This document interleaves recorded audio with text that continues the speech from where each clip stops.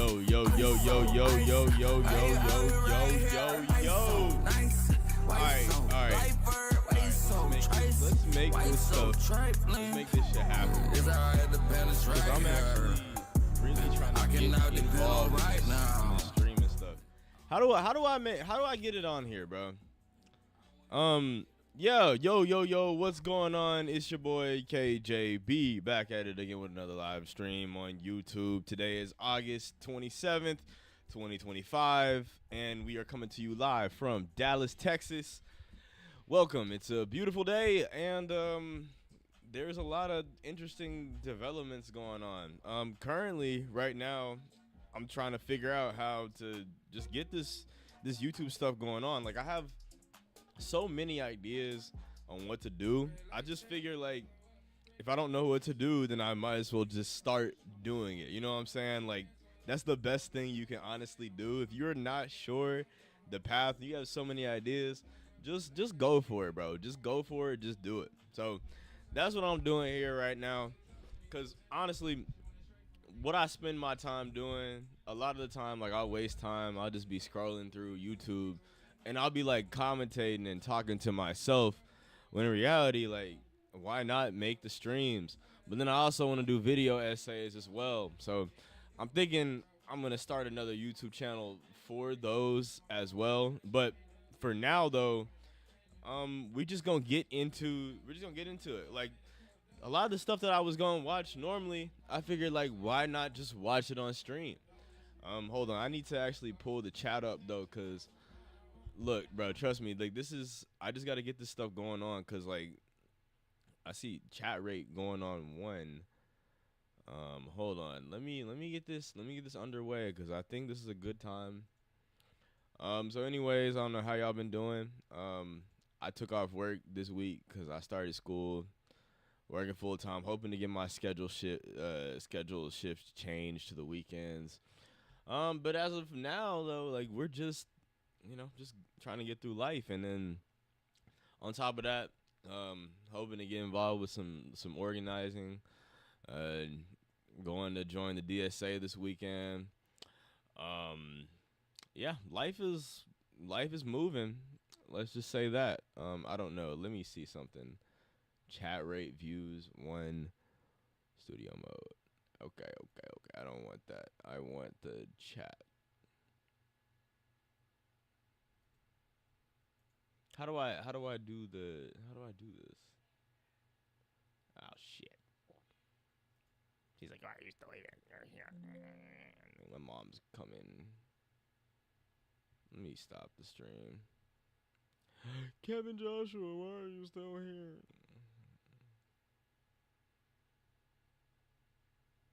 There we go. That's what I was looking for, chat.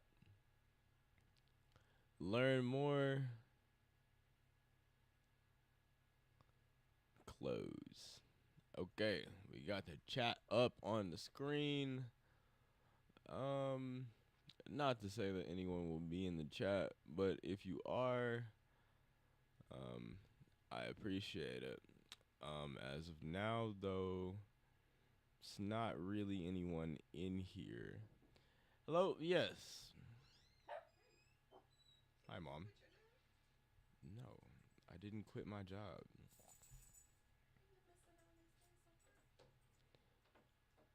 Because they let you. Okay, so basically, you get the attendance points. You can do 3 for 1. So if you miss 3 days in a row, it's just 1 point. Why are you getting any points? Because It's not a good thing to have points, right? Because that means that's a strike against your employment record. not really. I don't know, Mom. I've been working jobs like this for the past 6 years. This is not a big deal. So, and then this money you missing for 3 days, that's the other part. How you gonna make up this money? We get holiday pay for Labor Day, so that'll help it So what out. if they decide to take you off the schedule for Labor Day? Then what's your plan? They won't. They won't do that. I'm on the You missed schedule. 3 days in a row. Why wouldn't they? I'm on the schedule by default. Are you okay? Is there a reason you're missing work? Like, are you good? No, I just wanted to have the first week of school, and then yeah, And then I also wanted to get caught up on this stuff as well because I have other stuff I wanted to do. I'm on the live stream right now. You Oh, just my bad. I you just just trying to you make just sure you're good though, because I don't want to do yeah, make sure you're not I'm gonna straight. I'm gonna be back at work cross over tomorrow. nothing. I'll be Okay. at work tomorrow, and I'm gonna have to. I mean, I have You know to. you told us that yesterday though, right? Yeah, I know I did. I talked myself out of it. Look, I just figured like this. I was like, well, And baby, what I don't I'm gonna want you to do utilize is if this. something happens, because there's a COVID outbreak, and you Hmm. get sick, and then you have to take days off. You done took these days off for no reason. I think this stuff through. Well, yeah, that makes. And you have enough time during the day to do this kind of stuff. You Eh. don't take off work. Did you have class today? Yeah, I All did. right, baby. You know I'm here to support you, but I Thank also you for want you to the. think through this stuff and move responsibly through this whole employment landscape, right? Yeah. Because you want to Um. make sure you're creating a good and then you're applying for This another is why I want job to move to the in week. the same company. Do you think that looks good if you got a point I on your mean, employment record or your attendance record? no. You have Applying for this other plenty. I job. already have points. Mom, it's fine. Trust me. Like the people don't care that Hey, much. I love you. All right, I love you too. Okay. God dang it, Just want to make sure you're good. that was fun. um. Anyways, um, who is in here? Who is in there? If you're in the chat, leave a comment. I want to know who you are. I feel like I know who you are, but you heard that. Leave a comment in the chat. We'll put it up on the stream. Y'all can see my humiliation, experience it. Um, yeah, basically, I have not been to work this week, everyone. I will go back tomorrow though, because the company, they say you get holiday pay for Labor Day, but you have to be there for the day before, the day afterwards. So I figured, okay, well, I'm starting the school semester this week. I might as well take a few days off. I'll take the one single point because they have the attendance policy. I'll take the 1 point because you can get up to 3 days for one as long as they're like consecutive back to back to back. I figured, you know what? I'm gonna just take this 3 for 1. That's literally what people call it. They'd be like, oh yeah, 3 for 1. I'm like, dude, just one employee of the month, and he's like, oh yeah, I'm gonna take it 3 for 1. Like, okay, yeah, that's that's my mindset right now. But how you doing? It's a beautiful day, and I know I'm just in here chatting. That was just a little bit of a very interesting buzzkill. Okay, but today I just saw this video on my timeline. Breaking mass school shooting in Minnesota. Trump explodes. I have the right to do what I want. This is very interesting. So it's a Kyle Kalinske video, secular talk. Basically, if you want to know what's going on, actually, I'm gonna look this up first before I pull it up the video that they cover this out. So, 2 children. Okay, this is very interesting. So, what we have today, at least 2 children, and dang, bro, U.S. great country. Today, 2 children and 17 people injured shooting at Minneapolis Catholic school mass. So basically, that's crazy. So someone went to a another school shooting. Um, I guess we're about to read through the article real quick, but I guess what happened was somebody went and shot up a school. Okay. Americans cannot become numb to gun violence. Minnesota state lawmaker says, I think it's already too late for that. I think we are already numb. Judging by even just my reaction right here, I mean, no, like the gun violence is a massive problem. However, there are a lot of reasons for why that is why that is the case. But yeah, I just want to, I guess, let's just read through this because this is actually very interesting. 2 children killed. The fact that children are getting killed, children killed 17 people injured, shooting, Catholic school, people killed, injured. The fact that that's even a headline and it's not something that we're like, oh my god, this is so crazy. Like it's actually very fucking sad. Like fifth grader says friend shielded him as shots were fired during mass. Oh my god. And I was like 2 seats away from the stained glass windows. So they were like, the shots were like right next to me. Yeah.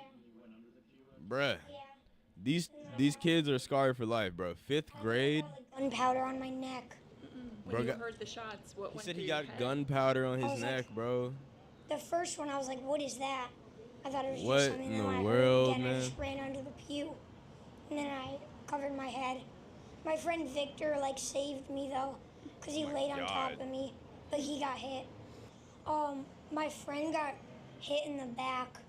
Did he go to the hospital? Yeah, he went to the hospital. What went through your mind when you saw that? Bro, I was what super scared for the him. But fuck? I think now he's okay.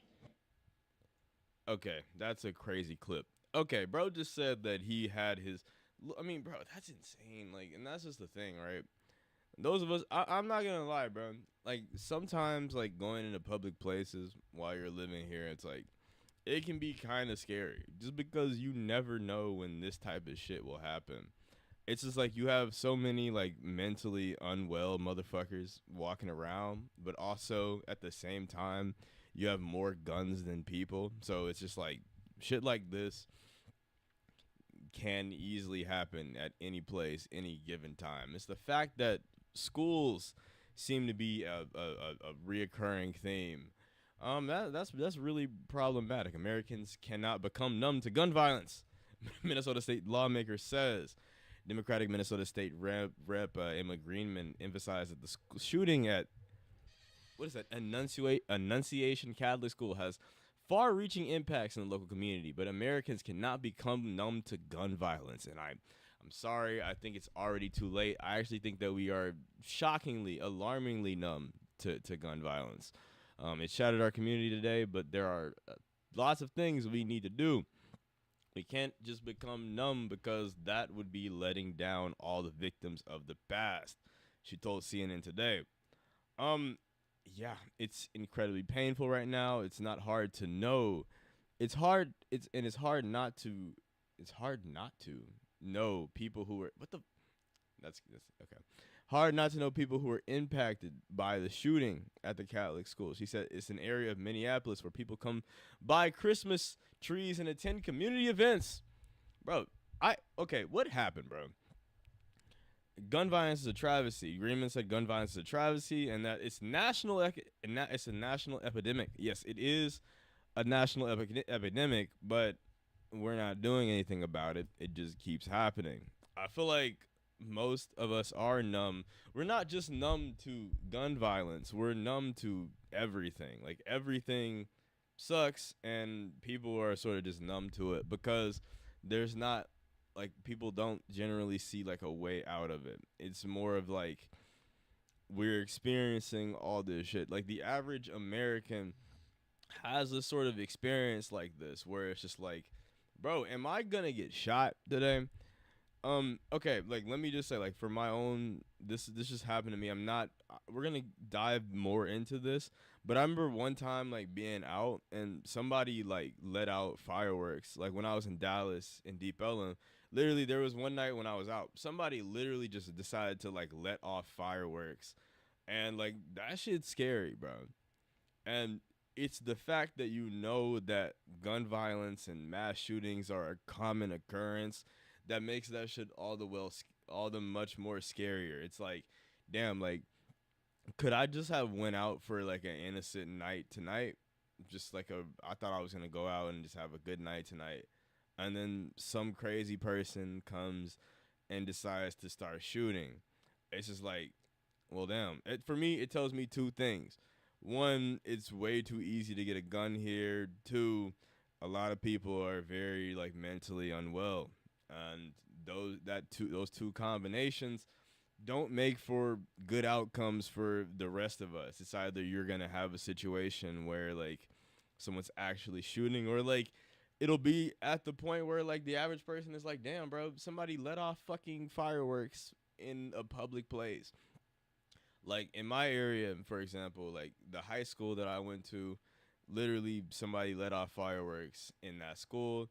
I've known people who have just gone to the mall. Somebody decides to let off fireworks in the mall, but then it's like, bro, you never know if that could be an actual gunman because it literally sounds the same, and it's just like, I don't know, bro. That's so fucked up. Like people just be trolling, like literally, bro. People are out here dying from this shit. Gun violence is a travesty. It's a national epidemic. Um, red flag law, universal background checks. Bro, Minnesota is a blue state, right? That means like they have. It's not like Texas where it's like we have no gun laws. Minnesota is a blue state. They have gun laws. But that's the thing, right? Until there's like national attention for mental health, for like guns, all that stuff, which I don't think will ever even happen. At least not anytime soon. Like understand like guns in America, they're like tied to our national identity. Like you can't just get rid of guns in America. If you like okay. First of all, like there are a few things. Like we have to actually do something about like our actual living conditions and address the mental health thing. I think that's more of an issue here in America. Like you're not gonna first of all, like if you already have a society full of people who aren't doing well mentally, like they're not just gonna give you their guns. Like they're already paranoid as fuck. And that's the reason a lot of people even have guns in the first place, right? So like yeah, I mean it's a lot. It's a lot. We need to do all of the things because you should be able to go to school, you should be able to go to church, you should be able to go to the grocery store, you should be able to go to the movie theater, you should be able to go to the mall. Let's add those places. Those are two spots where we've had noticeable shootings as well, memorable shootings. You should be able to go in public, basically, is what I'm saying, and not worry about being a victim of gun violence. And yeah, that's I absolutely agree with that. Right? You should do that. You should be able to do that. Unfortunately, it's just something that you worry about all the time. Especially me, like I live in Texas. As I'm saying, bro, a lot of psychos out here and a lot of guns. A lot of psychos, a lot of guns. Not a great combination. Like, let's just say that. Um, Personally, I don't have a gun yet, but like I'm gonna get one soon. I haven't even shot a gun yet, but I know like I'm gonna get one. Might as well be strapped. Everybody else is strapped. I might as well be strapped. That's kind of my logic there. But yeah, leaders who let the gun lobby dictate policy have blood on their hands. March for Lives co-founder says. Jackie Corinne, March for Lives co-founder and executive director, expressed grief and frustration at today's mass shooting in Minneapolis, saying that leaders who let the gun lobby dictate policy have blood on their hands. And yeah, I mean, really, not even just the gun lobby, just any lobby in general. Like, bruh, lobbying is a real massive problem. It's just like where it's like if you make a lot of money, exploiting labor, doing shit, accumulating wealth, you can just pay politicians to do what you want. It's not just about like the gun lobby in that of itself. It's literally the entire system. It's a problem. The fact that you can make money and just pay politicians to do what you want. Bro, what if you made your money doing something that's bad? But there is no check and balances for that. It's just like money, you pay the politician, you have the money, you pay the politician, they do what you want. And that's literally how our system works. Not just in America. Because I hate when people be like, oh, you got to repeal Citizens United and remove money out of politics. No, bro. This is every country. It's not just America. It's just ours is just much more like open. Like our shit just much more out in the open. Okay. I'm not answering that phone call. Let me get back on. 5 things we have learned about the Minneapolis Catholic school shooter. I should change the title of the stream because ain't no way, bro. Investigators are working to understand what might have driven a shooter to open fire this morning on a church killing 2 children and wounding more than a dozen parishioners who were marking the first week of class at Annunciation Catholic School. Minneapolis Police Chief Brian O'Hara identified the suspect shooter as Robin Westman, who died from self-inflicted gun wound. Westman, 23, graduated from Annunciation's grade school in 2017, according to a yearbook photo. That's an interesting thing right there, bro. I wonder what the backstory is. Like, bro, graduated like almost a decade ago and had enough vengeance against the school to go back and shoot people at his old school. Here's what we have learned. Okay, shooter's manifesto. The shooter had posted. Let me zoom this in a little bit. I gotta change the title of the stream, and cause when I put it up, shooter's manifesto. The shooter had posted a manifesto that was timed to be published on YouTube. O'Hara said at a news conference Wednesday. In the videos, 2 which were titled with the Westman's full name, the person recording the video pages through a handwritten notebook and displays a shooting target with an image of Jesus and a collection of guns, magazines, and ammunition laid out on a bed. Okay, this person's probably crazy. And oh my God. Mass shooting obsession. Gun magazines shown in videos list the names of 6 notorious mass shooters. Bro, there are some motherfuckers out here who are literally looking at school shooters and like fucking idolizing them and shit. Crazy. Gun magazine showing the videos a list the names of 6 notorious mass shooters, including Adam Lanza, a suspect whom they had a deep fascination with. Lanza gunned down 26 people, including 20 children at Sandy Hook Elementary School in Connecticut in 2012. Yeah, man, that's just so fucking sad, bro. And it keeps happening. And I'm like, I want to have children one day, but like sending them to school in America somewhere, it could be anywhere, bro. Like I've literally seen schools in my local district have like issues like where they have shooting threats, and like there was like okay, basically, so I went to high school here in Dallas, well, in a suburb, Duncanville High School, South Dallas. Basically, there's been times where people have literally threatened to just shoot folks after school. And like I don't know, bro, like that's just scary, even the threat, because you never know if someone's going to actually go through that and you can be caught in the crossfire. Even if you're not one of the people who made this person mad, it's just like you could still be caught in the crossfire of that, and it sucks. It's horrific. It's violent. It's not fair. Just the notebook. Okay, hand-drawn diagram. The notebook featured in the videos included a diagram inside the church that seems to match the layout. So this motherfucker was in here. He drew out the church layout and was like, I'm going to walk through here. And I'll be able to get this many people. Name change.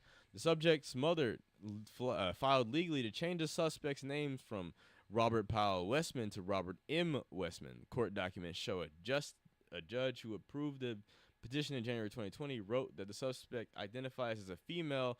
Oh my God. Oh, this is gonna be an issue. They're gonna use this one. The right is going to use this as a propaganda tool. You're like, see, this person is transgender and mentally ill. They're transgender and they're mentally ill, and we're gonna see this bullshit. We're gonna see this as like a major headline, maybe from like Fox News or something like that. And they're gonna use this as like a way to make this into an issue about like trans people and whatnot. And when it has nothing to do with that, it has a lot of the way to do with our country's culture around guns and the alienation and the mental health, the deterioration of all of our mental health, like collectively under capitalism. This is why this shit is happening. It's our actual lived experiences leading people to feel that alienation, to not be able to connect with their communities, to basically just think of, every man for himself. I hate all you. I'm just going to shoot you. I mean, that's literally the mentality that's being sort of like bred in a sense. I'm not saying that you can completely get rid of this or that nothing bad will happen after capitalism. But what I'm saying is that the realities of our system make these, you know, these sort of travesties more prevalent than they otherwise would be. How if we existed under a system that actually values and cares for human life, that doesn't let people sort of slip through the cracks. Because, like, let's just say, like, you have a community of people that are paying attention to you and actually engaging and helping you out, then, like, these people, those are not the people that are shooting up schools. But it's oftentimes like people who go through, they're going through life sort of like alone and alienated, and they don't end up forming those bonds, and they don't end up having that sort of community and stuff that is needed for us to have like good mental health. And that's ultimately why people carry out these sort of acts of violence. It's not like you just no, it's not like you just wake up one day and then be like, I just hate everyone, I'm gonna shoot people. Like, it doesn't, shit like this doesn't happen in a vacuum. I mean, it could, but like, that's, I think when you have a situation where, for example, America, why doesn't this happen in other countries? Like, why is it just that this is a common occurrence only in America? That's why I'm like, okay, like, this for other places, right? If this were to happen in like a country that's not the United States, they're gonna have a whole like sit down. They're gonna talk about this. They're gonna do something about it, right? But in the U.S., this shit is so common that like people just, we're just used to it, and we kind of just mourn the victims, and then we just go on about our days. It's just like, oh, another school shooting. Like, anyways, no prior record. The search of state records showed that no criminal history for Restman, but some traffic citations. We all have traffic citations, bro. Actually, let's see. I want to see where this is at. Minneapolis Catholic School, Mass. I mean, cause that's my thing. Like, I like to look at the general area of what something happened.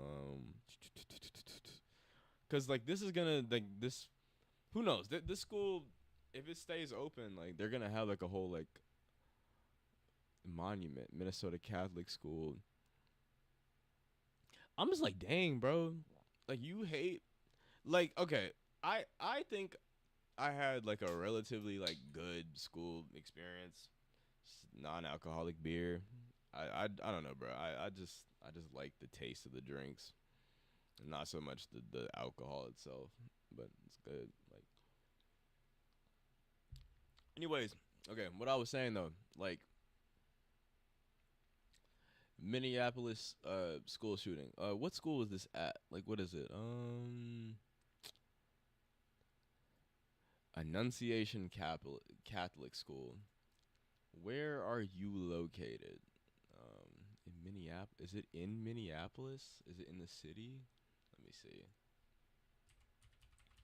Annunciation Catholic School. All right, Minneapolis. It might not even be in Minnesota.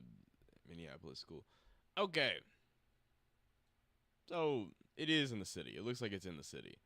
Like right here, bruh. God damn. I don't know. Are they gonna shut this building down, bruh? So let me get this straight. This is the spot right here. Let me verify, right? Annunciation Church. Yeah, nothing. Okay, this is the school. So right here, bro. This community is forever altered. Like, they're literally like, this is a travesty. Like, just to see this, just to have something like this happen. And like, I mean, I guess like, bro, everybody wants to be like nationally known or whatever, but like, do you want to be known for this? Like, I mean, like, Uvalde, Texas is known, but they're not known for a good reason, right? Columbine, Colorado is known, but not known for a good reason. Sandy Hook, not known for a good reason. I mean, it's just so like crazy, like that this is like a common occurrence. Cause I can like, I don't know, bro. Like, I literally feel fear like sending my children to school. Like, I don't have my hypothetical children that I don't have yet, but It sucks because like I'm like, all right, bro. I'm in Texas, right? I I am in Texas. The guns are so much easier to get here than like even in like Minnesota. But that's the thing, right? Understand in America, you have so many states, right?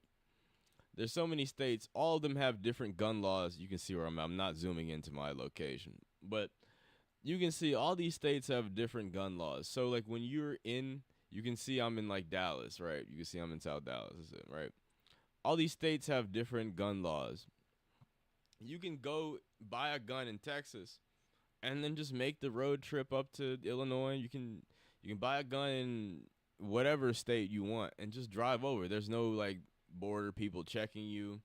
But then also like even into like other outside of the country. Like let's be honest, bro. Like it's impossible. The amount of people that go in and out of Mexico or Canada like on a daily basis, it's literally impossible for them to check on that. Like so, gun violence ends up being more of an issue even in Mexico and Canada than most other countries just because you're in proximity to America. Like if there was like a Mexican Trump, he could literally just he could literally just be like let's just say like there's like a Mexican version of Trump, right? Let's say Claudia Scheinbaum, I don't know, like she's unable to deliver for the people, whatever, right?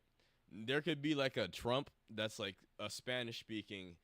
He's like, they're bringing like he could literally say they're bringing guns, and it would be true. Unlike when Trump is like, oh, they're bringing drugs and crime here.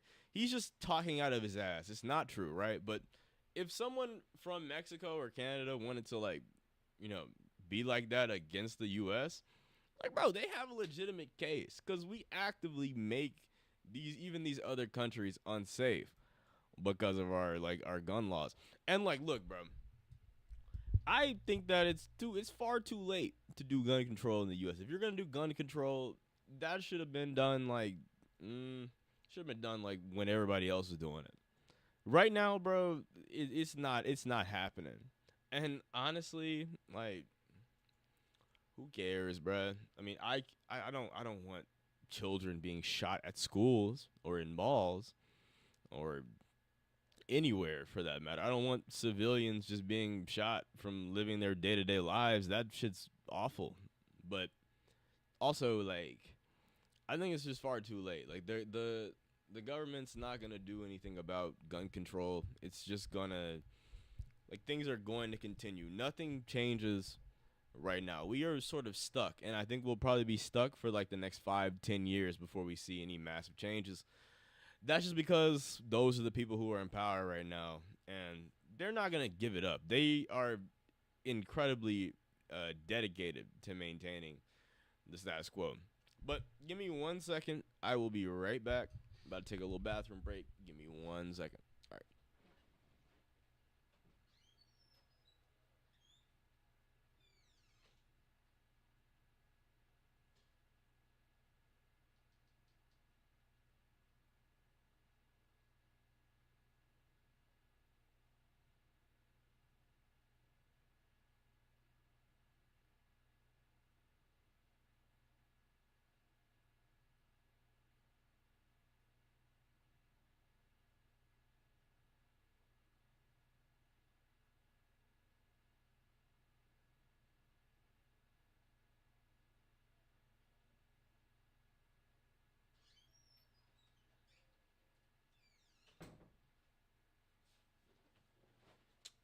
All right.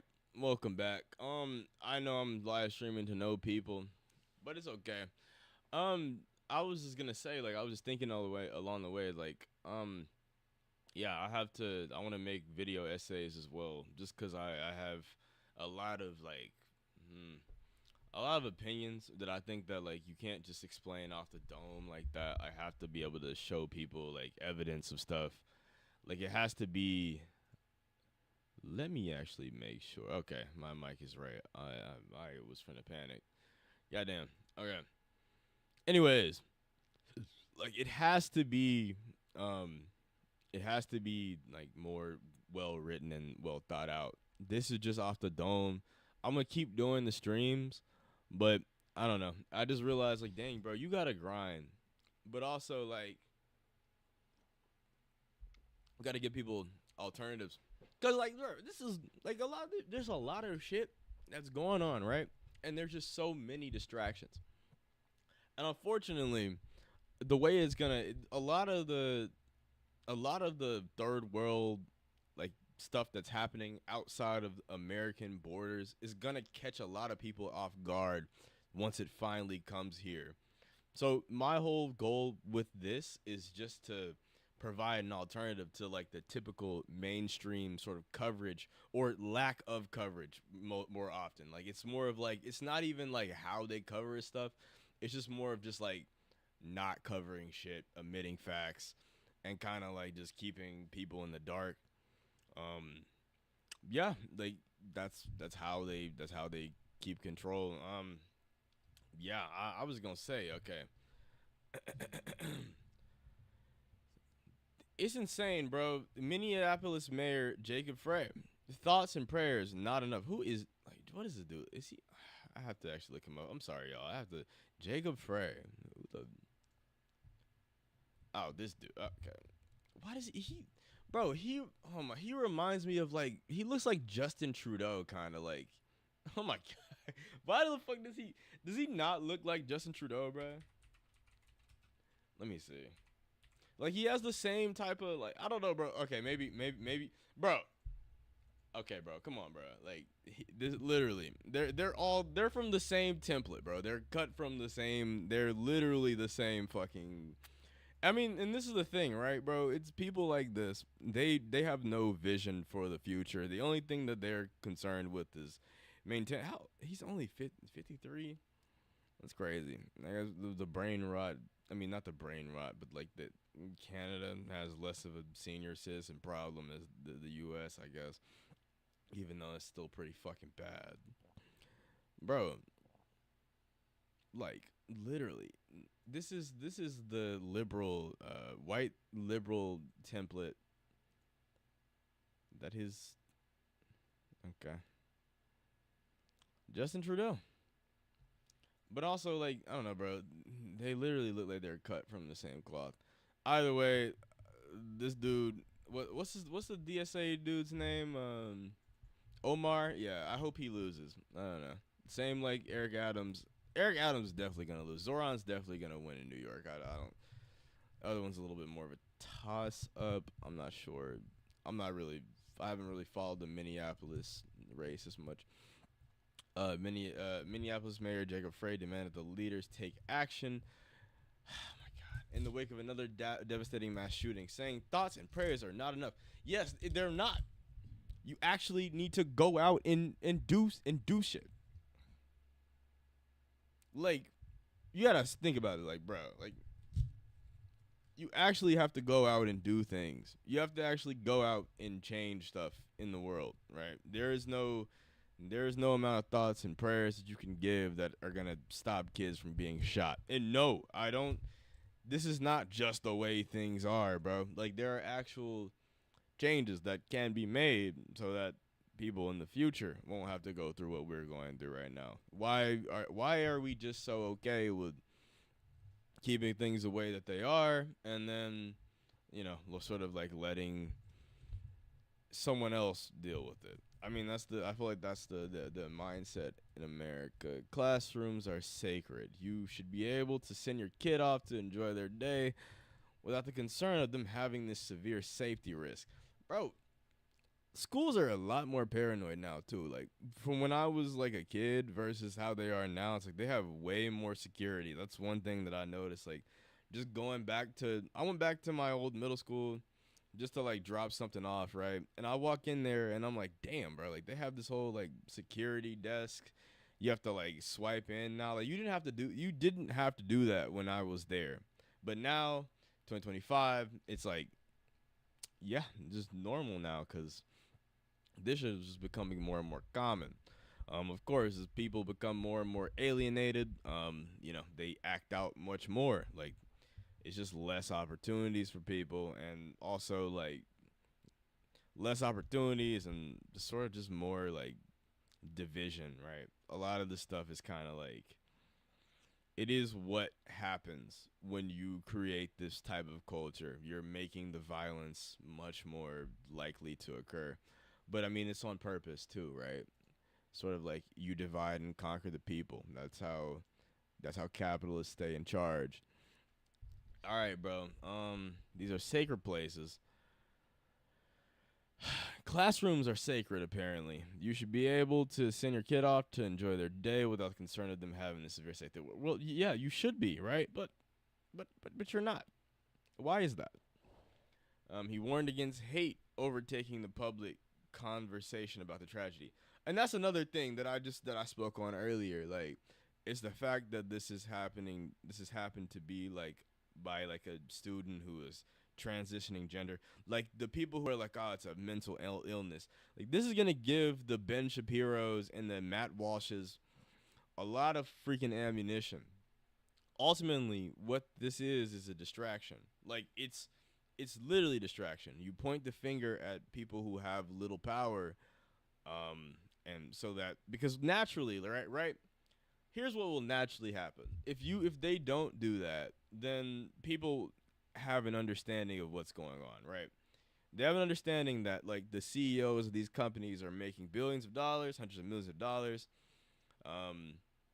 and we're getting paid barely enough to survive. Like that is the logical conclusion if you actually sit and think about this. The reason why they have to direct so much hatred and anger towards all these marginalized groups like trans people, like Latinos, undocumented immigrants, black people, like whatever group you name, is because you literally, if you don't do that, then then people will organize. It's I don't know. It's just something that I think would happen inevitably. Like I don't know, bro. People talk about this like, all right, everything that like Marx wrote, it would just be reinvented again, right?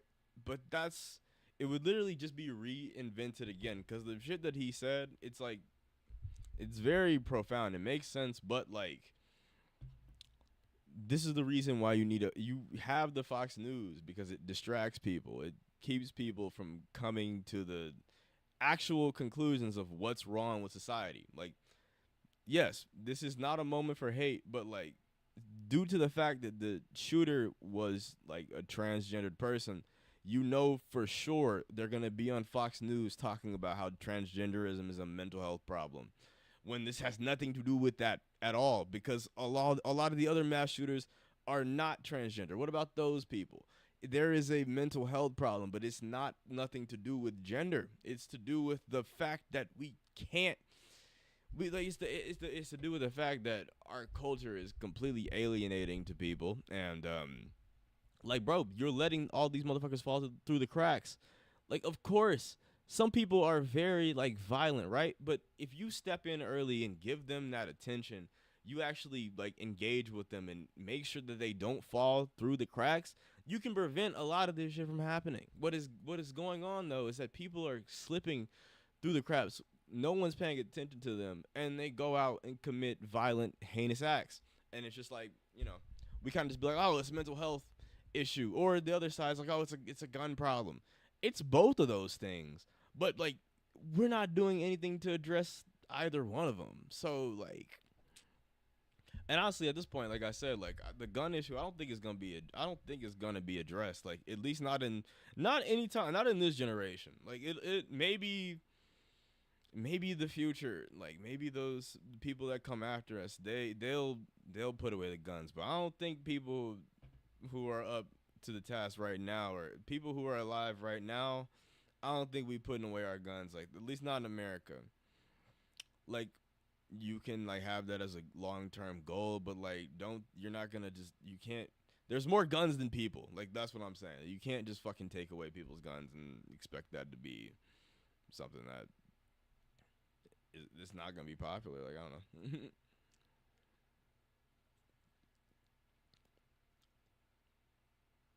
Bro, the kids were literally praying.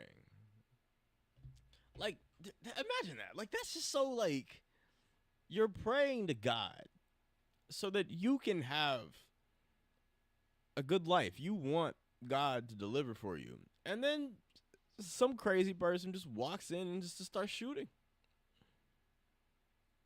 The kids impacted were literally praying at the time of this tragic and horrible shooting, Frey told NBC News.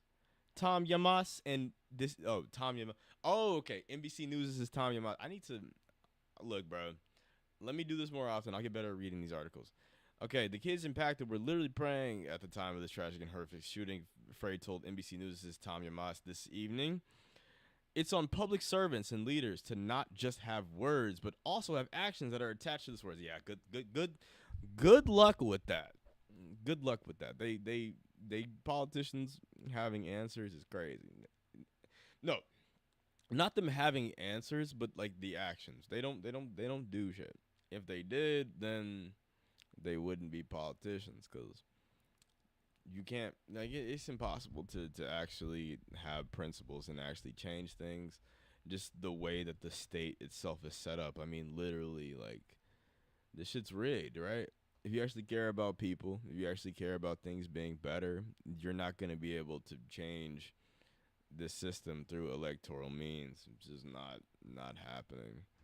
This shit's it's because it's rigged. Like, that's what I'm trying to say. Like, it's rigged, and yeah, it's rigged, and I won't say it's a waste of time. At the local level, no, but when you start getting like federal level, like, I think running federal campaigns at this point in time is complete waste of time. Like, unless you know it's a sure end thing, I don't think that running for Congress or Senate or presidential race with the actual hopes of getting elected and changing things through those means, I just don't think that's happening. However, though, like, you can run campaigns for the purpose of like engaging with people and getting them like paying attention to those, like to start thinking about these issues.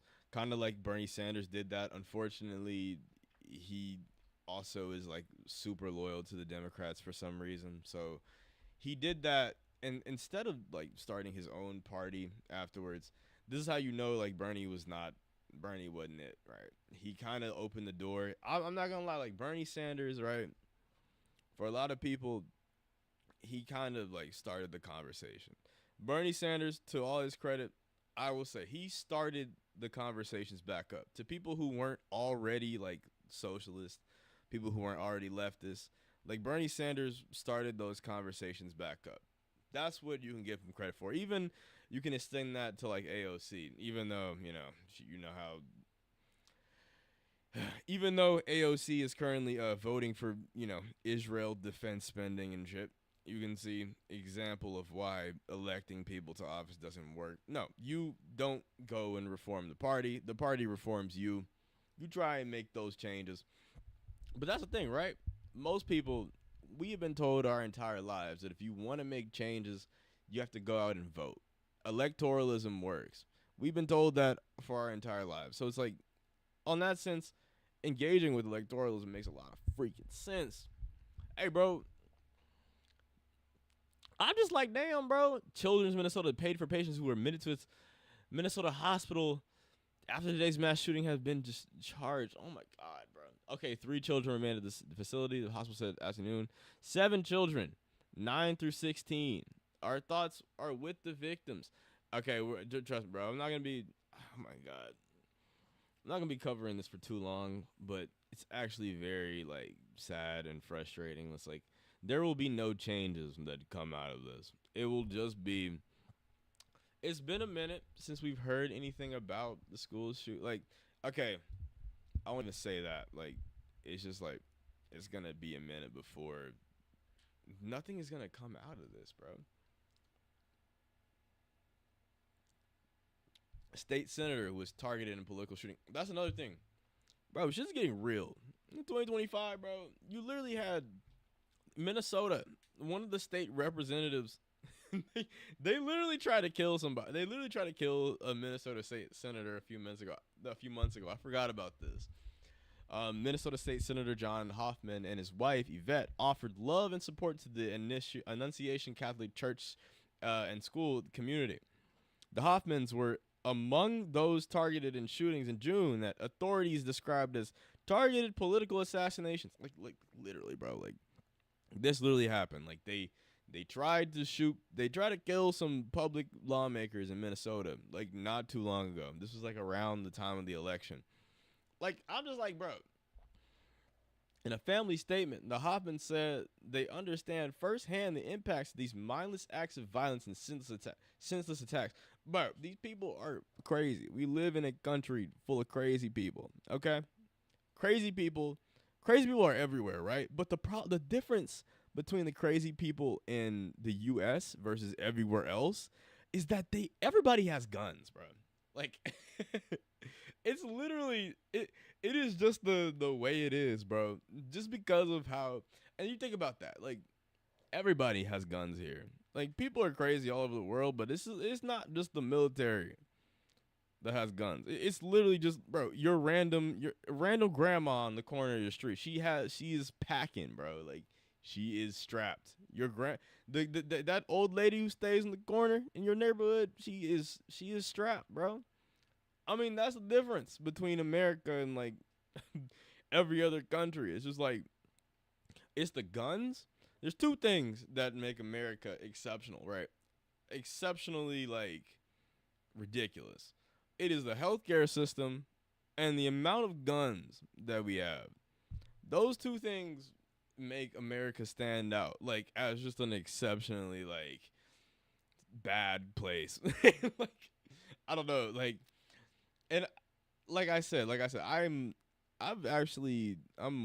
come along as I've gotten older. I'm like I understand like okay, having a gun, the utility of it. I'm gonna probably buy a gun soon, right? However, like this is something that I think is a uniquely American attitude just because I make an effort to engage with what's going on in the world that's not right in front of my face.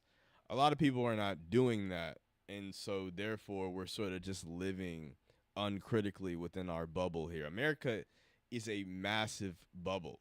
It's the third largest country in the world, but the United States is a bubble. Like a lot of people think about things like, and look. I'm gonna just say like I've never even like been out of the U.S. I've been to Puerto Rico, right? But even there, it's just like it's a U.S. territory. There's a lot of like going there versus going here. It didn't feel that different. Like just driving through. Like maybe like the people are a little different, but like there's so much American influence on that island that it's not like gonna be like an incredibly noticeable difference. Like that's just how it is. But I'm saying I've never left America. But the fact is that like, bro, we should be paying attention. We should be paying attention and we should be learning on what is going on outside of the country so that we can know what to do better. Like how are we going to improve this place if no one is willing to like if people aren't willing to like learn about like alternatives to doing shit, to think about their systems in their country, their place of living and being like critically. How are we ever going to improve? Are we just okay with the fact that the next generations that come after us are gonna have to deal with the same BS that we're having to deal with? I'm not okay with that. I wish that the people and I'm glad that like people that came before me weren't okay with certain things. Otherwise, I wouldn't have been able to go to my school that I went to, for example. Like I went to the University of North Texas. It's not a HBCU, but it's a very diverse school now. But that is because of the efforts and sacrifices that were made from the generations that came before me. So I don't understand why nowadays we have this attitude where it's just like people before now didn't think like that. But that's because before we got to this point, there was a whole sort of like we call it it's counter revolution, right? So in the past, in response to those movements, The ruling class have gotten a lot more better with controlling people, just because of what had happened in the 1900s, in the 20th century. All the mass movements, all the uprisings, the labor strikes, they've gotten more efficient and smarter at controlling people. And we have to fight back against that. Like that's the whole point of me being on here and like making the trying to just do these streams and shit cuz I'm actually very interested, and I think that this can, if I'm sticking with it and I'm consistent, I have no belief. I have beliefs that this chat right here, where you see there's nobody here, it can grow rapidly. Once people actually listen to and hear what I'm having to say, that and making video essays, like I think that we can build a community here because, man, understand like for all the bad shit that's happening, there's a small tiny amount of people that are actually benefiting and doing very well over here. If we go look at the Forbes list, oh my god. Forbes list of billionaires. Let's just see who we got here. Today's winners and losers. Elon Musk, the world's biggest con artist, still at 424 billion dollars. You know, it's kind of crazy, right? Okay, methodology. I don't give it, bro. I just show me where's the complete list, bro. I love this, bro. Like how are we supposed to look at? We're supposed to look at these people as like inspiration, bro. Like if you just work hard enough and are smart enough, you can be one of these people. We got Oprah, Tyler Perry. I really only know the Americans: Mark Cuban, Taylor Swift. Like, do you really want to join this club? LeBron James, fucking is that Magic Johnson? Yeah, Michael Jordan. Kim Kardashian, bro. I only know this is how you know I only know the Americans. Like Jeff Bezos, Mark Zuckerberg. That's that French dude. Like some of these people, Jay-Z. I see him, bro. Do we really? Rihanna? Do y'all really? Is this a club? Think about how many people, bro. This is probably like 30 people, bro. And they have more wealth. This picture right here. Let me move my camera off of here, bro. These people right here have more wealth than literally, like, I don't know. I would say like the entire, like damn near like the majority of humanity. Like it's I don't have the numbers off the top of my head, but just know it's an incredibly ridiculous number. And unfortunately, what you have is a situation where a lot of people are like sort of like mindlessly looking at these people as like inspiration. Bro, they don't need this shit. I'm okay with if they're gonna be like rich people, right? Some people who have more material wealth than others, right?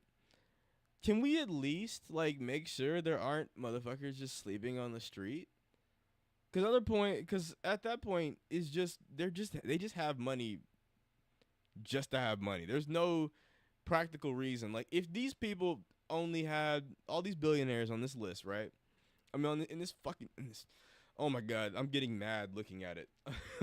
I'm actually getting upset looking at this. Okay, look, if these people just had, is Kim K on that list? Yeah, bro, she's right here.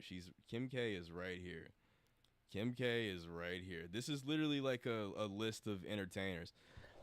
I'm telling you, there is no way to make $1 billion ethically. Like, it's literally, even if, okay, here's what I want to people to understand. Like, even if you're just doing like what you're supposed to do, you're like an entertainer. Like LeBron is right there. LeBron, she's right. Kim K is right by LeBron, right? These companies come in, they offer people deals and shit like that, right? To make like beauty products.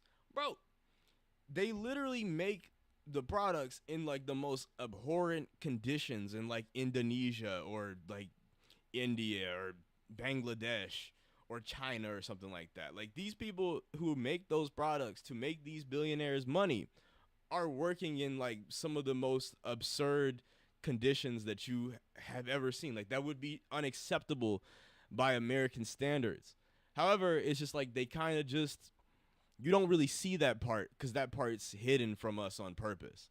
So I'm saying like, yes, like obviously, bro, there's levels to this. Like I'm not like Elon Musk, LeBron James, Kim Kardashian. Like, bro, Elon is probably at a different level than those people, right? But they're still billionaires. And do you know how much $1 billion is? Oh, I almost spilled my drink. Hold up. $1 billion visualized. There is a. Oh my God. Okay, I'm trying to find the picture. Right. Okay, 1,000,000, 100,000,000. We're looking at the things, right? Wealth scale by pixel. I was trying to find the visualization just to give you like give people a comparison of just like how much a billion is, right? This is 1,000,000 right there, right? 1,000,000. Most people won't even make $1,000,000 in their lifetimes. Okay, so 1 billion right there, right? You see how much a billion is. Knowing that most people won't even make $1,000,000 in their lifetimes, how is it okay that we just allow these people to accumulate that much wealth? And it only happens because of the permission of the people. Like, we gotta stop looking at these people as like inspiration, bro. Like, literally, they are what they are. I don't need to be that famous. I do want money. I don't be rich, but the right way. Hey, y'all. I was gonna say, I mean, that's kind of the thing, right? What we have to also start asking questions like, what does that mean? What does being rich the right way? Anyways, that's a different conversation. But I'm just saying, bro, these motherfuckers have way too much money. Like, in this wealth, okay, billionaire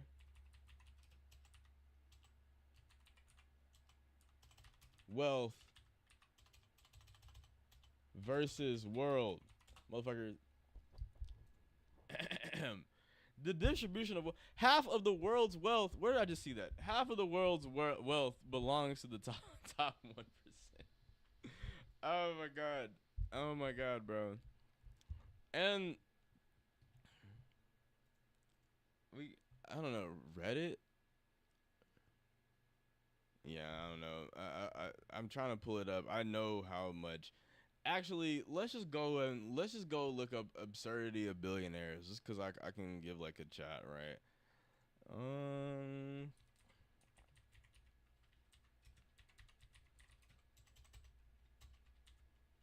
A billionaire wealth visualization. Oh my God, bro. I have to like. I can't find the video because I know like there are some here that I'm just like. Why every single billionaire is evil? I actually wait. The billionaire's wealth. Have I watched You've this? been told billionaires are genius. Have I watched this? The rich are protected by the law, but unaccountable to it. The little guy is unprotected by the law. My God, the clip of that's another. That's the. You don't get to where I'm at with my millionaire boss once told me you don't get to where I'm at with clean hands. I don't know, like should I pull this video? All right, bro. Let's just why every single billionaire is evil, bro. I don't even believe that like people are okay. I don't believe that people themselves are evil, right? I don't believe in like good and evil like that. I believe in like the fact like we're all sort of acting within our own best interest within a system that pits us against each other. However, that system is very much determined by human beings and can be changed by humans. So it's like it doesn't have to be that way, but that's just the way that it is right now. And and we have a responsibility to change that for the future generations that come after us. Otherwise, we will cut down every single last tree on this planet in pursuit of profit. And honestly, like, yeah, I think we have a responsibility to actually to change it. Concurrent. Let me see, bro.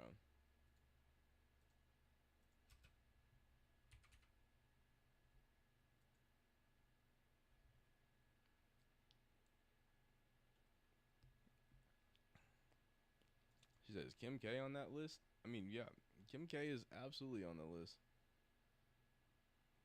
I don't need to be that famous.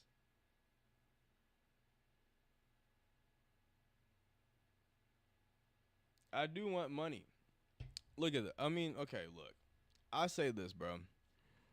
I understand why people want money because that is sort of like the only way that has been like shown to us is like having a good and prosperous life. However, like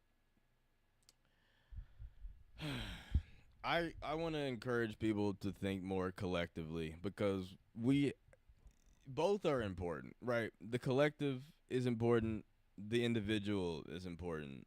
Um it should be we should have a much more balanced way of thinking and like looking at the world, right? Because individualism will tell you that the best way, the capitalist ideology will tell you that the best way to have a prosperous life is to have a lot of money.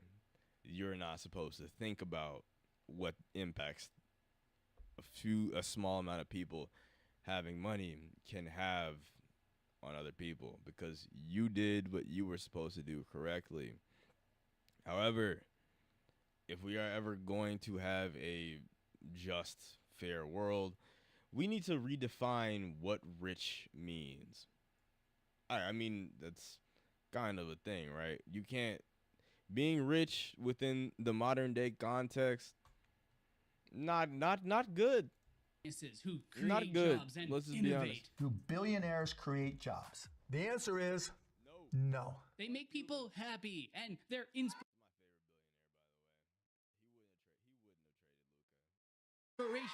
They're something to aspire to. But once you peel back the PR, you find that every single one is some sort of predator in a philanthropic mask. See, when you're a billionaire, you can do what you want.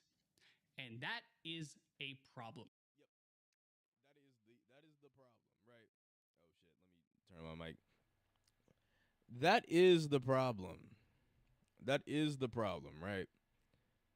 You can do what you want when you're rich. All right?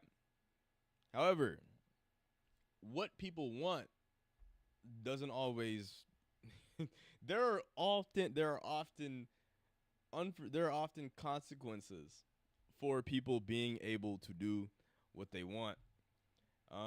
You know, there's another thing like, right? Let's just say carbon emissions from top. Well, I don't think there's any real. I'm not gonna lie. I'm not convinced anymore that there's any way to be rich the right way. I think that we have to like start imagining. It's time. Start imagining a world that looks different from this one. Right? It's very interesting. Richest 1% emit as much as planet heating pollution as 2/3 of humanity. Richest 1%. This is why. This is the problem. This is the problem, right? People be like, "Oh, I do want money," right? And why I say we need to redefine what rich means. Because you can do what you want when you're rich, but right now, what rich are able to do there is no bearing, there's no checks and balances on that. You can just do what you want. And that is a problem. Richest 1% emit as much as planet heating. Okay, damn, I can't read. Richest 1% emit as much planet heating pollution as 2/3 of humanity. How do we contend with? What do we do about that? What do we do about that? Unless we are going to clamp down on rich people and sort of, or redefine what it means to be rich, we cannot do anything about that until we actually do we clamp down. Otherwise, like these motherfuckers are gonna keep destroying the planet. There is no way to be rich the right way. I'm sorry. Like it's unfortunately like a thing that we are going to just have to. People are gonna have to let go of it. And I'm not saying that like that doesn't mean that you can't be comfortable. It doesn't mean that you can't have like a good life. it just means that we need to redefine what being successful means, because these people's definition is one that is leading to. Okay, let's just go through and like skim through this shit, right? Let me see. Richest 1% of the world's population produced as much carbon pollution in 2019 than the 5 billion people who made up 2/3 of humanity. So 1% of humans producing more pollution than 5 billion people. Like what? There's like 9 billion people in the world, so like 1%. That's like a few million people, right? Okay. Literally, bruh. And that you people don't like. People don't think about this because we're not supposed to think about that. Like that's the thing. Like you're supposed to look at the rich people as like. She said, "Is Kim K on this? Bro, yes, she's on. These are the. I think these are just the most famous billionaires, right? These not like there are definitely people who are richer than them. These are just like the ones that I think are known like around the world. It's all sorts of. It's a lot of entertainers, a lot of just like ghouls. Where's Steve Ballmer? Is that him? Is this? I don't know, bro. Like a lot of these motherfuckers, Trump, the president. Oh my god. Like where's the African? Every African billionaire is a piece of shit. Like they're probably the worst ones to be honest, bro. Cause like you literally, those are actual like, those people are terrible. Oh my god, bro. We have to stop worshiping rich people, bro. It's bad. Richest 1% made up of the world population made as much carbon pollution. In 2019, the 5 million people who made up 2/3 of humanity. Reveals a new Oxfam report today. It comes ahead of the UN Climate Summit in Dubai. Amid growing fears that the 1.5 degrees Celsius target for curtailing rising temperatures appears increasingly unachievable. These outsized emissions of the richest 1% will cause 1.3 million heat-related excess deaths, roughly equivalent to the population of Dublin, Ireland. Like, okay, literally just wiping off like big-ass cities off the map every year just because people want to fucking drive around in yachts and private jets and shit. I don't know, bro. I don't know what they do. For years, we've fought to end an era of fossil fuels to save millions of lives and our planet. It's clearer than ever that this will be impossible until we end the era of extreme wealth. Well, you have to end capitalism. I'm sorry. You can't have capitalism and then no extreme wealth, cuz what do? Every time you try and regulate, you're trying to tame the beast, right? You try and regulate the system. Literally, you're leaving the doors open because you're still having a system in place. You're still maintaining a system in place that keeps a lot of people, regardless of the number amount, bro. Like it doesn't really matter. What matters is the actual power that those numbers amounts have behind them, right? Like, bro, someone can have if someone has $1 trillion, but $1 trillion is not that much in their particular economy, doesn't really mean anything, right? But if you like have $1 trillion in this current economy, then you're a king. I don't know, bro. You are a monarch. Like what's the difference? Like what the fuck is the difference? The super rich are plundering and polluting the planet to the point of destruction, leaving humanity choking on extreme heat, floods, and droughts, said Oxfam International Executive Director Amitabh Bihar. Okay, these names, bro. For years, we fought to end the era of fossil fuels to save millions of lives on the planet. It's clearer than ever that this will be impossible. I just read that before I got sidetracked. I just read that. Climate equality, a planet for the 99%, draws on research by the Stockholm Equivalent Institute and accesses the consumption emissions of different income groups in 2019, the most recent year for whose data are available. The report shows the stark gap between the carbon footprints of the super rich, whose carbon-hungry lifestyles and investments in polluting industries like fossil fuels are driving global warming. The bulk of people across the world. The richest 1%, so that's 77 million people, right? Which sounds like a lot until you consider that there are like 9 billion people in the world. 77 million people were responsible for 16% of global consumption emissions in 2019, more than half more than all car and road transport emissions. That's a lot, bro. The richest 10% accounted for more than half. So like, okay, basically the richest 1%, that's basically just like people who live in like America or can't, like they live in like a wealthy country, but they're not necessarily rich. But when you talk about the richest 10% of that 77 million, those are the multi-millionaires and the billionaires and whatnot, right? It would take about 1,500 years for someone in the bottom 99% to produce as much carbon as the richest billionaires do in a year. Bro, and that's the thing, right? We are all human beings.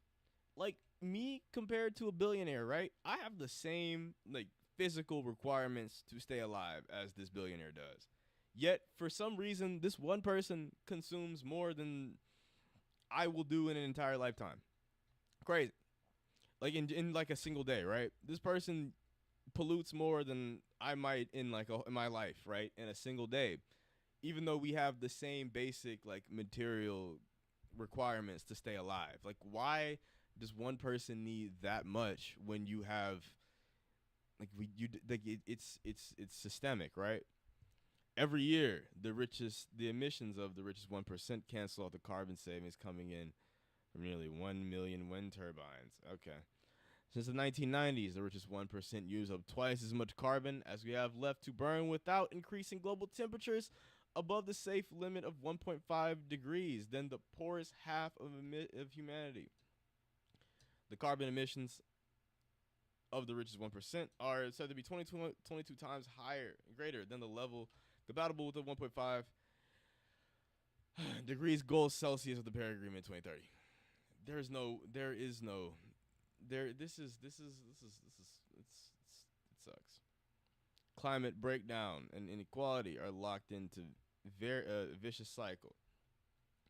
They have seen firsthand how people living in poverty, women and girls, indigenous communities in the global south countries are feeling the unequal brunt of climate impacts, which in turn increase the divide. The report finds that the report finds that 7 times more people die from floods in more unequal countries. Climate change is already worsening inequality, both in between and within countries. Government can tackle the twin crisis of inequality and climate change by targeting excessive emissions of the super rich. Yeah, they will never do that because the governments are this literally their government. Like why would the government clamp down on the super rich when they're literally their government, bro? It's literally their fucking government. Like, okay. We must make the connection explicitly. Not taxing wealth allows the richest to rob from us, ruin our planet, and renege on democracy. Okay, taxing, bro. I'm sorry, bro. You do that. It's the same thing. Like you break up the big companies, taxing wealth. You kind of have to like take down the entire thing. I don't know. I just wanted to like show like basically, bro. Like richest 1%. Like this is what I'm saying, bro. We have to redefine what being rich means. And I don't think a lot of people are not ready for that conversation just because it's uncomfortable because a lot of us have like oriented our identities around like I'm going to be rich, I'm going to do the XYZ that we don't even think about.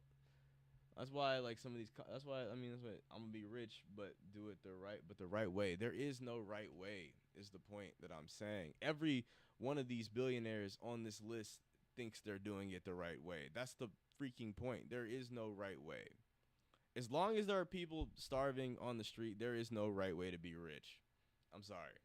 As long there are how many homeless people are on the streets? Homeless people, you'd be like, it's not my problem, but like it kind of is because you have to worry about them doing crime and shit. Like this could easily be one of your problems. Homeless people in the U.S. I'm sorry, bro. There is no right way to be rich when, well, okay, I take that back.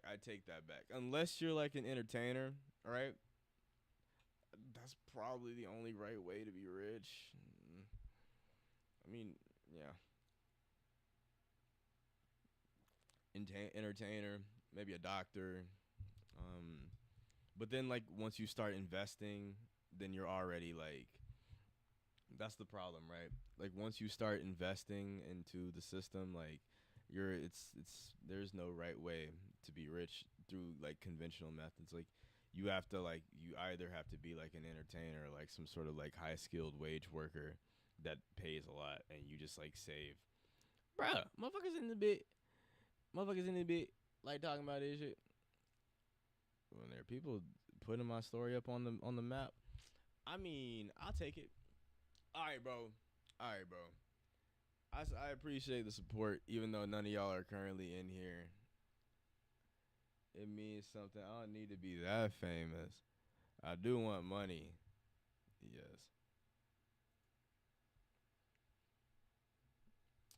Yeah. This is my.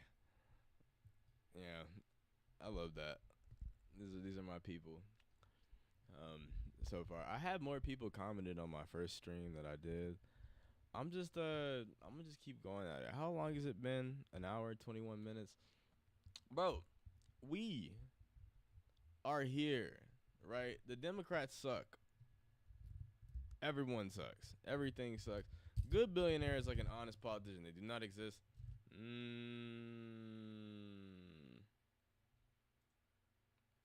People will defend the ultra rich because they approve themselves becoming billionaires one day. Never mind, that's absolutely magical thinking, bro. Most people will not be rich, right? But then again, like, I mean, billionaire is a different status, right? Like, you literally have to be.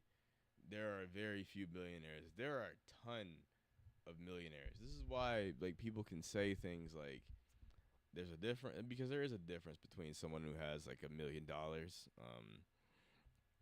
versus like someone who is a billionaire. Obviously, look at the fucking like wealth. Look at this shit right here, right? I just pulled it up. Like that's the difference. Um, yeah, it's a lot. It's insane.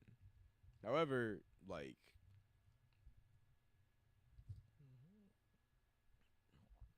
there's this is the only way. I mean, the whole point, what we're trying to do, and what at least I know that I'm setting out to do, is to, out of the ashes of what's in this world right now, is to build up a, and what I think we have a duty to like the next generation to do, like not just me, but like really like all of us, is understand what this shit is leading to and why, and like what are the broader implications of what this means even after we're gone, because we have finite time, right? Like I said, bro, the even me, even being able to like do something as simple as go to school where I went to school is because people who came before me recognize that there are problems in this world, and even if it's not going to be fixed within my time, like let's like set the groundwork for it. I mean, bro, I think we can make significant progress. I think that like we can. I'm not saying like it will be to a point where oh it's like money doesn't matter, but I also think that like it's short term thinking, right? I mean, a lot of people are not. It's not like they spend time thinking about this shit. I mean, bro, having money is fun. Like having money is nice. It's like you look at. I get it, right? Because like you look at the way things are now, and you're like, bro, in order to get ahead, in order to have a good quality of life, you need to have money. However, if that's like your primary focus, if that's like the thing that you think will help, like beyond like the next few years or so, I mean, that's where I'm just like, no, maybe like as of now, maybe the next decade or two, but it's starting to get to a point where it's like, nah, this shit ain't gonna be it, bruh. Like, I even, and it sucks, right? Because part of me is like, damn, like, I want to like hold on to that. Like, I do, I get it, right? A part of me wants to hold on to this, to the way things are now, just because it's like, it's all I know. But a large part of me is like, I'm just sick and tired of it. I'm sick and tired of like watching people struggle. I'm sick and tired of like everything being so expensive. I'm tired of it being so difficult for the, you know, for the little person to move up. Meanwhile, if you already have money, the shit is like rigged in your favor, right? So I mean, I understand why people feel that way, why people want to be rich. However, I think we need to look toward the future. Why are things the way that they are? And when you start asking those questions, it becomes very difficult to justify some of these attitudes that I think a lot of, you know, average people hold.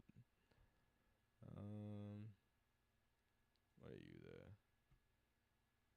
dang, bro? Y'all really my top fans. I gotta do more work.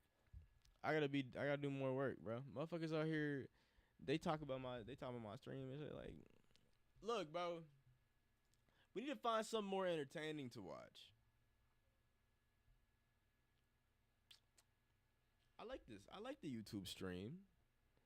I like that. Hold on, man. I'll be right back.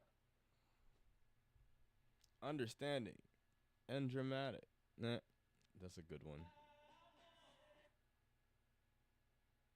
Tara, that's hilarious. That's funny. Y'all,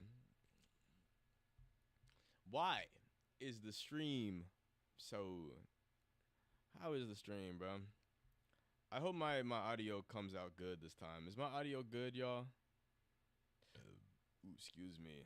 My audio good? Let me type it in there. Let me send a text. My audio good? Question mark. I mean, bro, some of us have to be crazy and go against this. Like, in order to change the reality, like, some of us have to be crazy and go against some of these prevailing ideas because you have to be. I mean, I understand, bro. Like,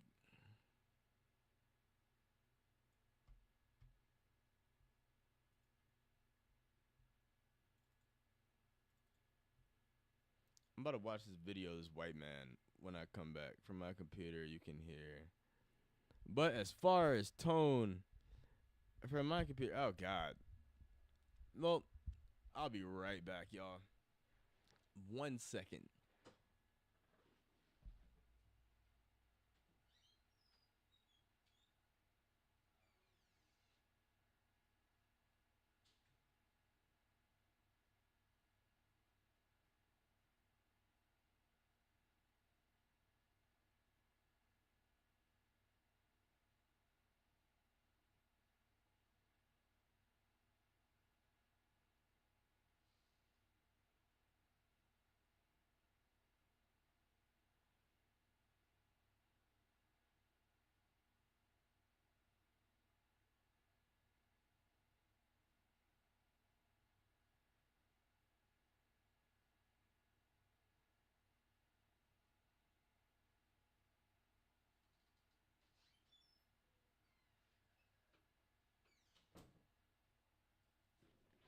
All right, we back. We back. I'm like, dang, bro. Ain't nobody in here, man. It's all right. It's cool. I just have to, like I said, I have to be in here being more like, gotta be more consistent with it, right? Because it's no way that like you're gonna grow the channel whilst uploading with my upload schedule. It's quite often awful, especially if I'm doing live streams. Like, nah, but like that's why like I want to do like more scripted stuff. Why every single billionaire is evil? Let's check this out. Um, I won't say billionaires are evil. I won't say anything is good or bad. I think it's just a system that allows a certain type of people to get to the top, right? Like, yeah, you can say. I mean, yeah, okay. Look, look, bro. Every billionaire probably is evil, right? But it depends. Evil means something different for everyone. There's no like scientific definition of evil. You can't really make that. There's no definition for it, right? But I think we can all generally agree that a lot of these people are not good people, right? Because if you're going to be that rich, you necessarily have to step on people, even within like a capitalist framework. Like capitalism already, like those who are at the top, yeah, you're gonna have to step on people, right? You're gonna have to. You obviously the system in that of itself, you're obviously underpaying your workers. There is no way to get rich without, you know, other people being poor, right? It's just not. It's just not how that works. However, like, in order to be a billionaire, you have to be like you have to do more of that than like the average person is willing to go. So I mean, I probably would say that like, oh shit, I get it, bro. People like I do want money, not gonna lie, bro. I understand why folks want money. This is one of the things. He's like Kim K on that list. Yes, Kim K is on the list. I like and I responded to this earlier just because my chat, but like what I was saying earlier, bro. Like there is the response. There is no like right way to be rich. Like right way. The only right way is after we actually do something about it. Right now, there is no like right way to be rich, right? However, like, yeah, there is no right way to be rich as it currently stands. It's just that's just the way it's set up right now, right? I mean, like I said, maybe there are only ways that are less harmful than others. But there is no like way that doesn't involve exploitation or it just doesn't. It's not how that works. Like it's just. I mean, but like there are definitely ways. Like for example, like as an entertainer.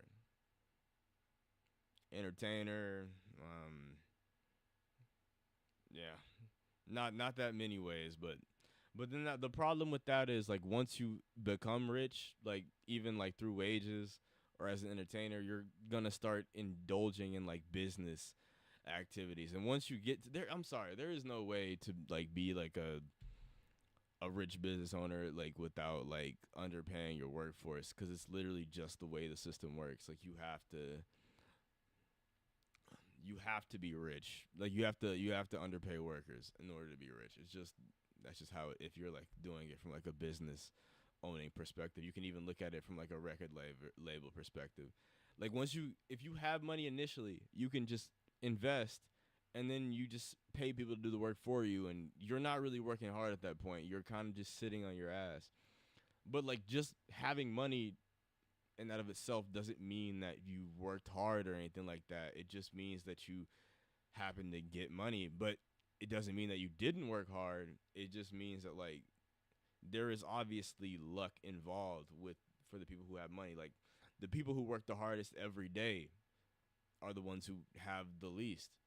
Like CEOs will tell you that they only work like 20 something hours. Meanwhile, they want to work their employees as hard as possible.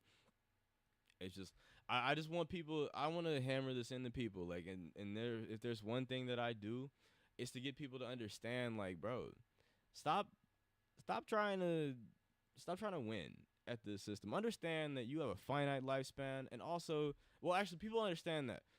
What I want more so, what I want to tell people is just like, bro, you can try and win, but be more conscious of what's going on behind the scenes. What is the background process of like I don't know how this iPad ends up in front of me? What hands went into producing these items, these commodities in front of me? Like think more about that, right? Because when you start thinking about that, it can be overwhelming. But it will help you like sort of shatter those sort of illusions that there's like a correct way to be rich. Like it doesn't exist. Like and even if you benefit from the system, like you can still acknowledge that like I have benefits. I'm better off than most people, but that doesn't mean that like that this shit is just okay that the way things are just because I benefit from something that like some like you know like There are obviously billionaires who are less than nice, to say the least, whether it's harvesting your private data, harvesting your piss and All right. Let's get into it though. Why every single billionaire is evil? Like I said, evil is crazy because, I mean, it's probably not true, but You've been told billionaires are geniuses who create jobs and innovate. Do billionaires create jobs? The answer is no. They make people happy and they're inspirational. They're something to aspire to. But once you bro, I mean, for like, the funny thing is, like, bro, when as from a billionaire, right? If you're a billionaire and y'all own all the media, of course you can paint yourself. That's the thing about being a billionaire, right? Is that billionaires also own all of the media companies, so they can literally paint themselves in a good light. They can buy good PR, so that's why people look at them like that, not because they're actually innovators or good people or doing the right things, but it's just because like they can afford to buy themselves good press coverage, and that's what they do. peel back the PR, you find that every single one is some sort of predator in a philanthropic mask. See, when you're a billionaire, you can do what you want. And That's that a is problem. a problem. There are obviously billionaires who are less than nice, to say the least, whether it's harvesting your private data, harvesting your piss in bottles. Wait, nope. Forcing employees to piss in bottles rather than take a bathroom break, union busting, wage theft, full-on tax evasion, owning and operating special private islands. I That wonder. seems relevant right now. Oh Or yeah. pretty Yeah, I wonder what that one's about. much anything else you can think of. Not great. But what about the goody two-shoes? Like the ones who are just good investors, or singers turned billionaires, or smart people who made software that changed the world. How are they evil? Well, they're all running the same scam, just not maybe as blatantly as others. Yes. So far so good. I'd like to see what he said. I'd like to see what he has to say about this, cause, yeah, they are all running the same scam. I just want to know, like, I mean, that's obviously it's this the scam is capitalism. It's having to by being a billionaire, by being a billionaire, like the rich business person, like the only way to get rich is to get that wealthy is by underpaying your employees, not paying them a fair and living wage. If you actually paid people enough to live, I mean, you might still be rich, but you're gonna be significantly less rich. But the problem with that is that the world currently is dominated by psychopaths who are more than willing to step on whoever they see fit. So you're competing with people. So like I guess the problem I have with the comment about like I'm gonna be rich the right way, it's like a lack of understanding that by virtue of being in competition with these people, like you're going to be forced to do the same things that they do. Otherwise, it's gonna be very difficult to stay in business. Like motherfuckers be acting like, oh, like I can be rich without exploiting people. No, you can't. Unless, like I said, you're like an athlete or an entertainer. I mean, that's probably kind of the only way at this point, right? But if you're like a business owner or something like that, there is no way. Or like if you're like working in a high wage job or you're an athlete or entertainer, you manage to save a lot of money, fine. Like that's probably the only way. But then the other thing about that is like once you achieve a certain amount of wealth, even through your own wages, it's like very hard to not just turn around and then like invest that. Like if you just by doing in like the Fortune 500, the S&P 500, for example, like you're investing in some of the most polluting, destructive, violent companies in the world, right? But unfortunately, like the way it's currently set up is that like people see that as like their retirement. Like this is like the future. I have to do this, otherwise I won't have a future or retirement. But what I'm trying to tell people is just like, do it now, right? Like just don't be uncritical of it. Just because you are in the situation or you're benefiting from a certain system doesn't mean that you have to uphold and defend that system. Like Yeah, there's very few ways to be rich the right way, but like just by like owning a business, it's like you're literally it's built into the system is my point. Like you're exploiting labor and all that shit. Every single business owner. It doesn't really matter if you're trying to be a good person or not. It's just the way that capitalism works. It's not about like people being evil or not. However, there is a correlation though, for sure, about billionaires and being evil. How are they evil? Let me see. Well, What'd he say? Let's ones go who back. are just good investors, or singers Just turned good billionaires, investors. or smart people who made software that changed the world. How are they evil? Well, they're all running the same scam, just not maybe as Why blatantly all billionaires as are others. evil. This is the title of the video. Who is this by? Well, I'm not sure. Ben Durham. Okay. So Not a big channel. let's expose. Damn, this what is actually makes good for a channel that size. What the fuck? every billionaire evil by definition, so that people can stop defending them and licking the mud off of their boots Boot licking. on the interwebs. Stop And licking. Stop my boot licking. comment section. Gah! Oh my god. See, in my last video, I received a bunch of awesome comments. Thanks for that. And then there were some other people who really liked what I had to say up until I called out all billionaires as evil. They felt quite the opposite. So, are billionaires the good guys or the bad guys? As usual, when it comes to money, it's complicated. But by the end of this video, I'll unpack all of this for you so that you have a better understanding of how every billionaire is evil. You'll learn how billionaires game the system to amass huge fortunes, and then I mean, you don't have to just be a billionaire.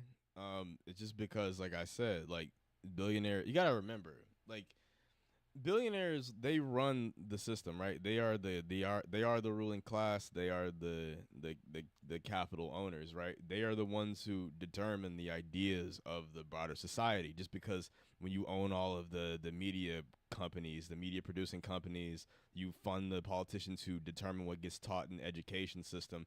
The average person has like the mindset of a billionaire because we are literally living in their world.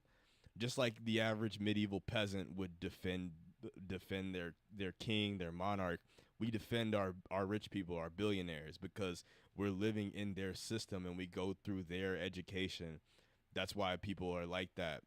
That's why they're so quick to defend billionaires, or even to say things like I'm gonna be rich. Bro, I mean, there's nothing wrong with that, like, right? There's nothing wrong with wanting to be rich, but it's also understanding, like, what goes on behind the scenes of, like, for example, when you order something, like I said, like this iPad, right? And it just appears in front of your door. Understand, like, what labor went in behind the scenes to make this? What type of acts of violence? What things happen in order for this commodity to be produced? It's thinking about those things where it's like that's how you get out of that. Like you start thinking about other people, other things going on behind the scenes that you might not see immediately right in front of your face, where you can know that like this system sucks. Like even for rich people aren't even fucking happy anyways. It's just like, bro, it just means that you can afford to pay for more distractions, more shit to. If you're not like, let's just say if you make enough to already cover all your basic needs consistently and you're still not happy, like there have been studies to show that like past a certain income level, it doesn't really matter how much more money you make. If you're already making enough to cover everything that you need and you're still not happy, you're not gonna be happy regardless. So I mean, a lot of these people, it's just like at this point, we're giving these people, like these people's wealth is growing because it pads their egos. We're destroying the planet to pad a few people's egos. That's the whole point. That's the whole issue with like billionaires as a whole. Like I said, I just went over that article where it talks about how the richest 1%, they're responsible for the bulk of carbon emissions. At the same time where we keep hearing about how carbon emissions are literally leading to societal collapse. We are literally like, we are headed into the Titanic, and some of us are like looking at hey, look, y'all see that giant ass iceberg right there? And most people are like too like distracted by those allures of like wealth in the modern day world that they can't look past it. And that's the scary part, because it's like, bro, this shit is happening sooner than you think. Like by 2050, there could be like some estimates of like 1 billion climate refugees, and that's only like that's less than 30 years from now. Like, come on, bro, people gotta wake the fuck up, bro. Like, it's manage to keep most of it for themselves, all while positioning themselves as generous philanthropists, which Yes, convinces you people own that all they're the great, media companies. You can inspiring do this very people. easily. And how dare I call them evil? Chapter 1. While some might have worked hard to get where they are, and often have done at least some good here and there, yeah, like the thing about being a billionaire, or like even like a multi-millionaire in a lot of cases, is just like, bro, like you're getting rich off of other people's work. That's the difference. Like, yeah, even if you worked hard to start, at some point you start hiring employees, and at a certain point they're working harder than you are, and who's getting ahead off of that? Like, I don't know, bro. Like, I know, like, for me, like, people are starting to realize this. It's just taking time, just because we've been very much indoctrinated from the cradle to the grave to sort of look at these people as virtuous. Why do you think every like superhero, for example, is a billionaire? Like, it's not subtle, right? It's not. It's subtle, but it's purposeful, is what I mean. It is subtle. Like, you just kind of look at that, and your brain is like, oh, billionaire genius saving the world. Like, you don't, like, you think about that, but you're not like, you kind of just absorb it, like, oh, that's just how like billionaires be. Like, they be doing that. Like, you don't think twice about it, but it's kind of like in your subconscious that is just like how they are. Like, your Tony Starks, your Bruce Waynes. This is, they kind of, they that's how they kind of present themselves to us. When in reality, we have much more Elon Musk. Like, Lex Luthor is the most realistic billionaire supervillain. Like, I said supervillain. That's the most realistic like cartoon comic book billionaire, because they're really all villains, right? But they have good PR, and so we love rich people because their PR is great. But that's the whole point, right? We have to tear that down if we're gonna build a better world. That's kind of the thing, right?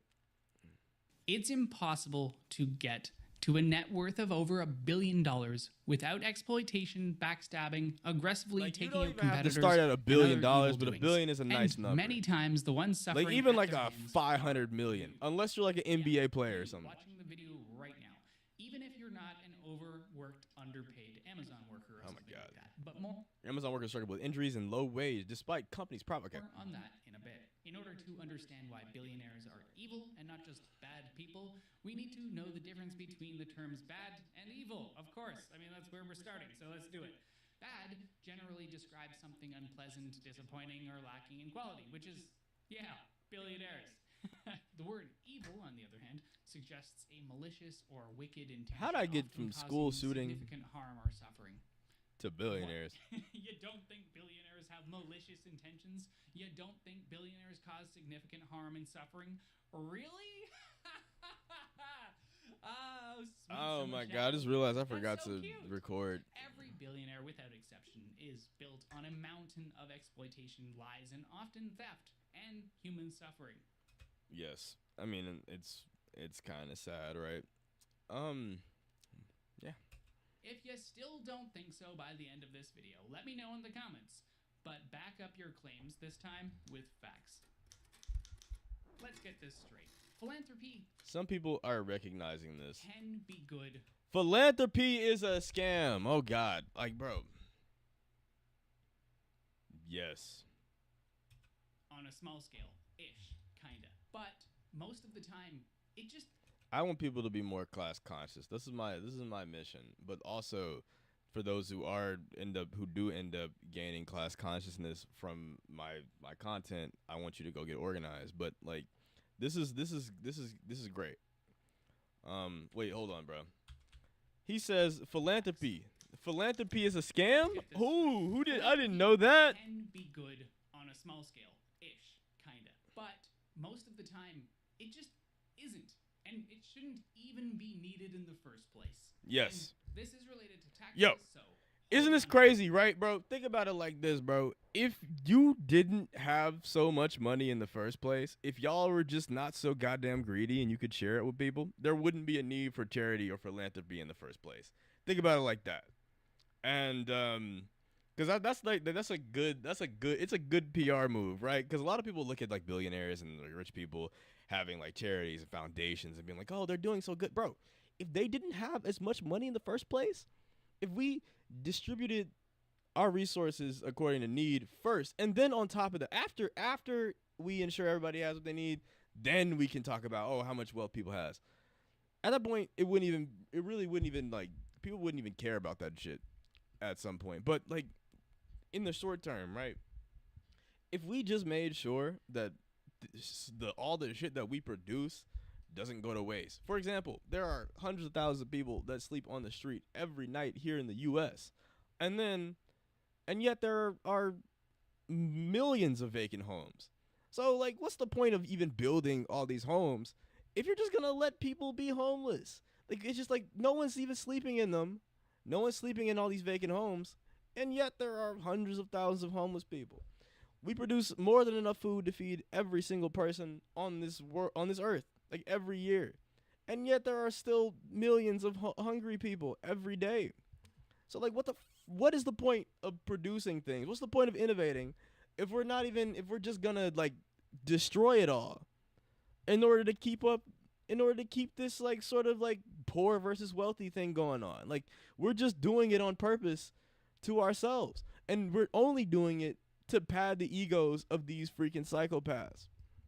Why every billionaire is evil. Yeah, bro, like, literally, like, we produce more than enough for everyone to eat. We have more homes for everyone to not be homeless and to not worry about rent. And yet, we still have to worry about these things. Something tells me that, like, if enough people woke up, well, not even something tells me. If enough people woke up to this reality, we could put an end to it like that. Like that. It's just a matter of getting people to start looking at the world around them, their situation, differently. Because your problems are not just your individual problems. They are systemic problems that look different from person to person, but we're all sort of dealing with the same shit, just with a different coat of paint on it. Literally. And, yeah, bro, we're all worried about trying to, like, survive. Everyone's worried about survival. Everyone's worried about being able to be comfortable. We're all wanting to afford things. Most people want children, but we're having less children, not because people don't all of a sudden don't want to have children. People are not dating less because they don't want to. It's because, bro, can't nobody afford to do shit. Everything that you do, you go out. It literally... like, it takes so much money to do even the most basic shit. But if you're rich, the world's great. The world is great if you're rich. So I understand why so many people want to be rich. But my thing that I'm trying to get people to understand is that is not what we need to be aspiring towards. We need to look at our problems as a community, as human beings. Understand that these are humanity issues. These are national issues. These are human issues, not just my personal issues. We are fighting. Imagine this. Think about this, bro. What's more efficient? What's better, right? If we can all look at this, there are 340 million people in the U.S., right? What we have right now is everybody trying to get wealthy, everybody trying to get rich. We're fighting 350 million different individual battles when we could organize, fight one big battle, and ensure that everyone has a high quality of life. It's just a matter of what are we willing to put our time in for? Are we actually willing to sacrifice for something bigger than ourselves? Because, I mean, bro, I'm looking at we're dropping the ball as far as I'm concerned. Like, the people that came before us, like I said, the only reason I was even able to go to the schools because people, like back in because people that came before me recognized that segregation, Jim Crow, that is a issue that can only be solved by a community. But, like, so is capitalism. So is high rents. We're all paying high rents. We're all paying high grocery costs. We're all dealing with inflation. Everybody fucking hates their jobs. So, like, why is the solution individual when everybody's dealing with the same issues, just with a different set of paint? Like, we have much more reasons to unite than we do to be divided on. And yet we are so divided because we're talking about billionaires, right? The way that they stay wealthy is by dividing us on purpose. That's why they have all these the Fox Newses and stuff like that, because they want people to blame immigrants for why everything sucks. Because even though the billionaires, the corporate executives, the capitalist ruling class, these are the motherfuckers. They're the reasons why. They're the reason why everything sucks. But we have so many distractions. We have all this propaganda, all this nonsense, all this stuff to distract people from recognizing the truth. And it's not just the news media. They also, like, bro, we can just buy stuff and it just appears on our doorstep. No thought about how that got into it. No thought about who made it. No thought about the conditions that those people who made the stuff that we're using had to go through. No, none of that. We just know that you ordered on Amazon and therefore, like, it's mine. Like, but I'm like, bro, we have to start thinking about things that aren't directly in front of our faces, man. Otherwise, it's going to be a rough time. Not just for those people who are already going through it right now, but it's going to come back to bite us in the ass. It's already starting to do that right now, but we're just not at the point where we're organized and, like, ready to do something about it. That point will come in the not too far distant future, but for now, it's just like, I honestly believe that things will have to get worse before they get better. I mean, that's currently a work in progress, but it's absolutely something that is the reality. Like, it's gonna be the moment where, like, you can't go in the grocery store and buy whatever type of fruit you want at any time of the year. It's gonna be the moment where you can't just order whatever clothes you want off of your favorite website at any time and it just appears there. It's gonna when we start losing that stuff, that is unironically when Americans will be ready to do something, because at that point, everybody's life sucks. Like not everybody. I'm not gonna say everyone's life sucks, but like everyone has problems. We're all like over it. We all are kind of frustrated and angry. But what keeps us in line at the end of the day is the fact that we have like distractions. We have treats, and these people, billionaires. It's so crazy because if they could just be a little less greedy, like they could prolong their system. They could keep this going on for longer. But it's the fact that they can't stop themselves from just accumulating as much as possible. That's gonna be their downfall. So I don't know. I just think that's kind of funny. But okay, let's continue the video. I know I ran it on for a minute. Moment. The laws and policies that structure charitable giving and philanthropy in the world today favor the interests of wealthy individuals rather than those who are actually in need. Philanthropy can have an important effect on society, but it doesn't do very much to solve the root cause of any of the problems that it's trying to solve. Yep. Nothing. We don't solving the root cause problems. Like, we are allergic to that shit. Like, obviously, bro, we have to. It's only band-aid solutions that we can do nowadays. But no, philanthropy, it can help some individuals, but like when it comes to solving the root causes of why things are bad, it actually does more harm than good. I think he's about to get into that, but like, let's just shed the illusion that philanthropy and charity is good. If you believe that philanthropy and charity is helpful, it can understand there's nuance to it, right? Because it can be helpful in some instances to some people. However, it just normalizes the status quo is what it is intended to do. And it's also a tax break for billionaires in a lot of cases. Like, in his book, Just Giving, Why Philanthropy is Failing Democracy and How It Can Do Better, Rob Reich states, while a soup kitchen can feed the hungry, a church can shelter the homeless, and a nonprofit can teach children how to read, without changes in public policy, problems like hunger, homelessness, and illiteracy will continue to exist. So the fact that billionaires get good PR for having avoided taxes by selectively and slowly sharing their wealth with organizations through tax-deductible donations to those who they deem to be a good fit for their public perception is a problem in plain sight. Why? Because it's not up to single individuals to decide who gets what. Because that's what the taxes and government agencies are for. We wouldn't Supposedly, need right? philanthropy if billionaires paid their fair share back into society. Not through anything new, but through something quite old. Still taxes, just like the rest of us. Healthy governments are there to be supportive of the public good. The current corrupt administration of the United States would have you believe otherwise. But for the most part, governments are there for public good and to hold powerful people and corporations accountable. In contrast, privatization benefits the wealthy and oppresses the poor 100% of the time. And yeah, sometimes the oppression isn't Yeah, but like they're more efficient. Like, bro, oh my god, it's so crazy. Like, you know, it's the same reason. Like, bro, like these motherfuckers think that like apparently, because there's like a sinister implication, right? It's like when people say that private services are always better. I guess it's like there's an implication there that the only way that someone could be motivated to do a good job at something is if they're personally going to benefit and have like monetary success from that endeavor, and that's just not true, right? It's just not true. You see examples of that not being true all the fucking time, but I mean, we do nice things for each other all the time, every day. However, like, you know, what are you gonna do about it?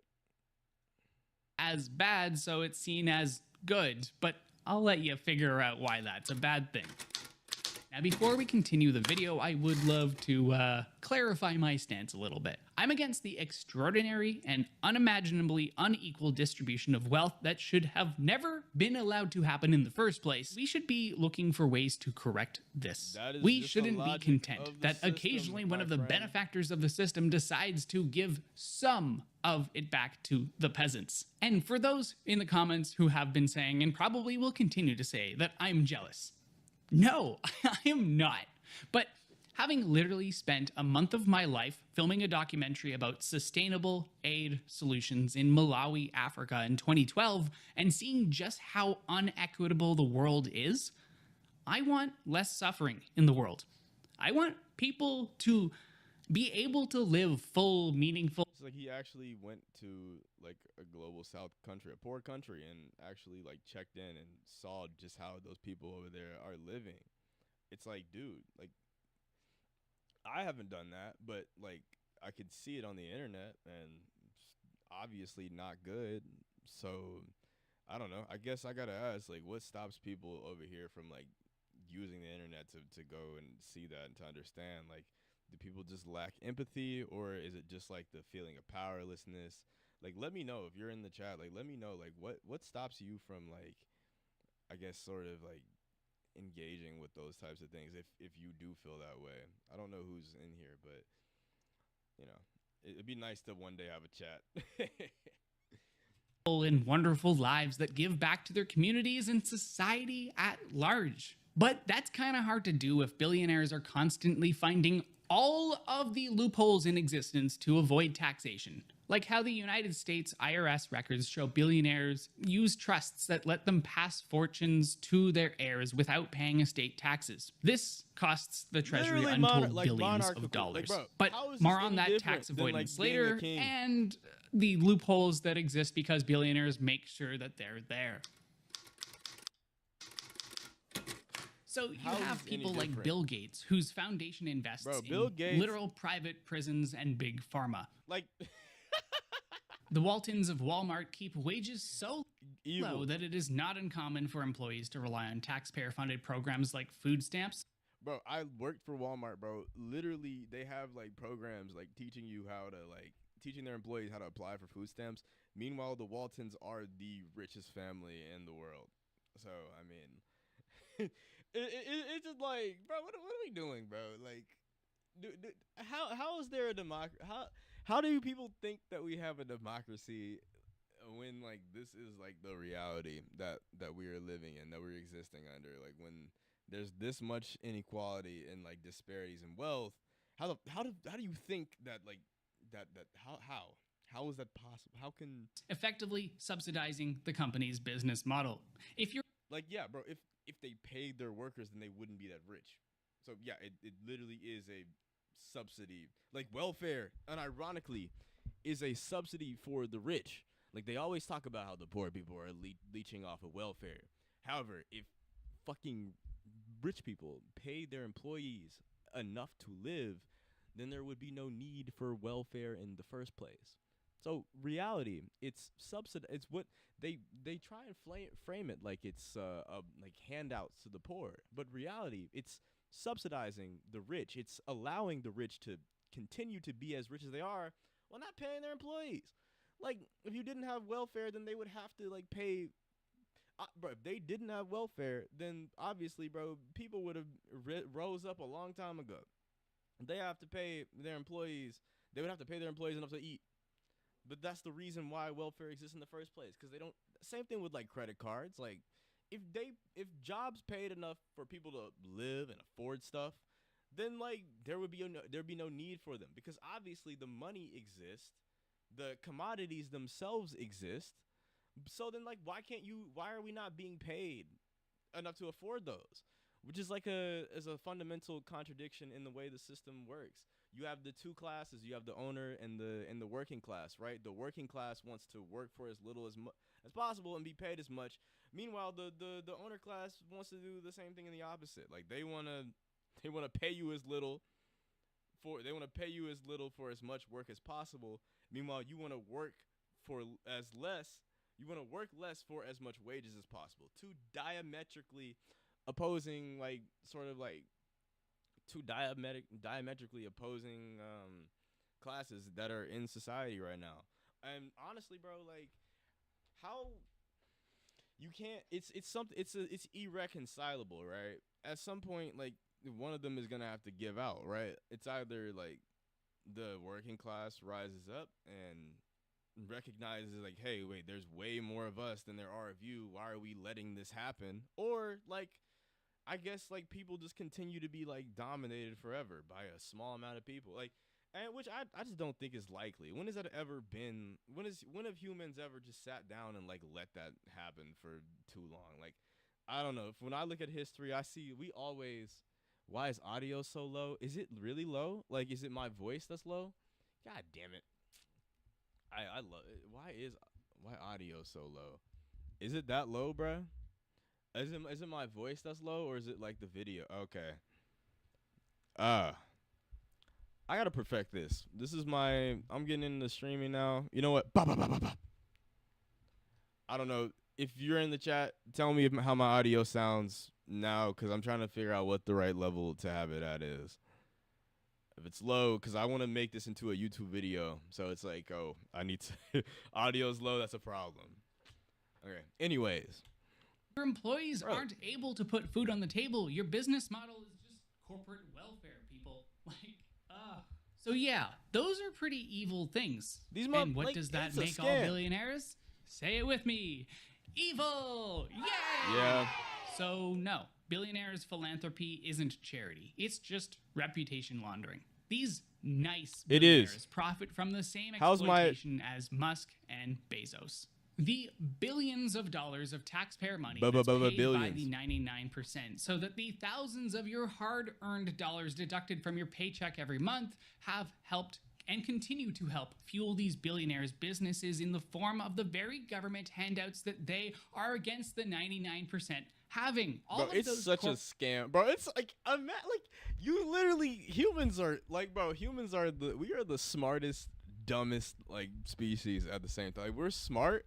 I think humans are extremely smart, but we're like incredibly dumb at the same time.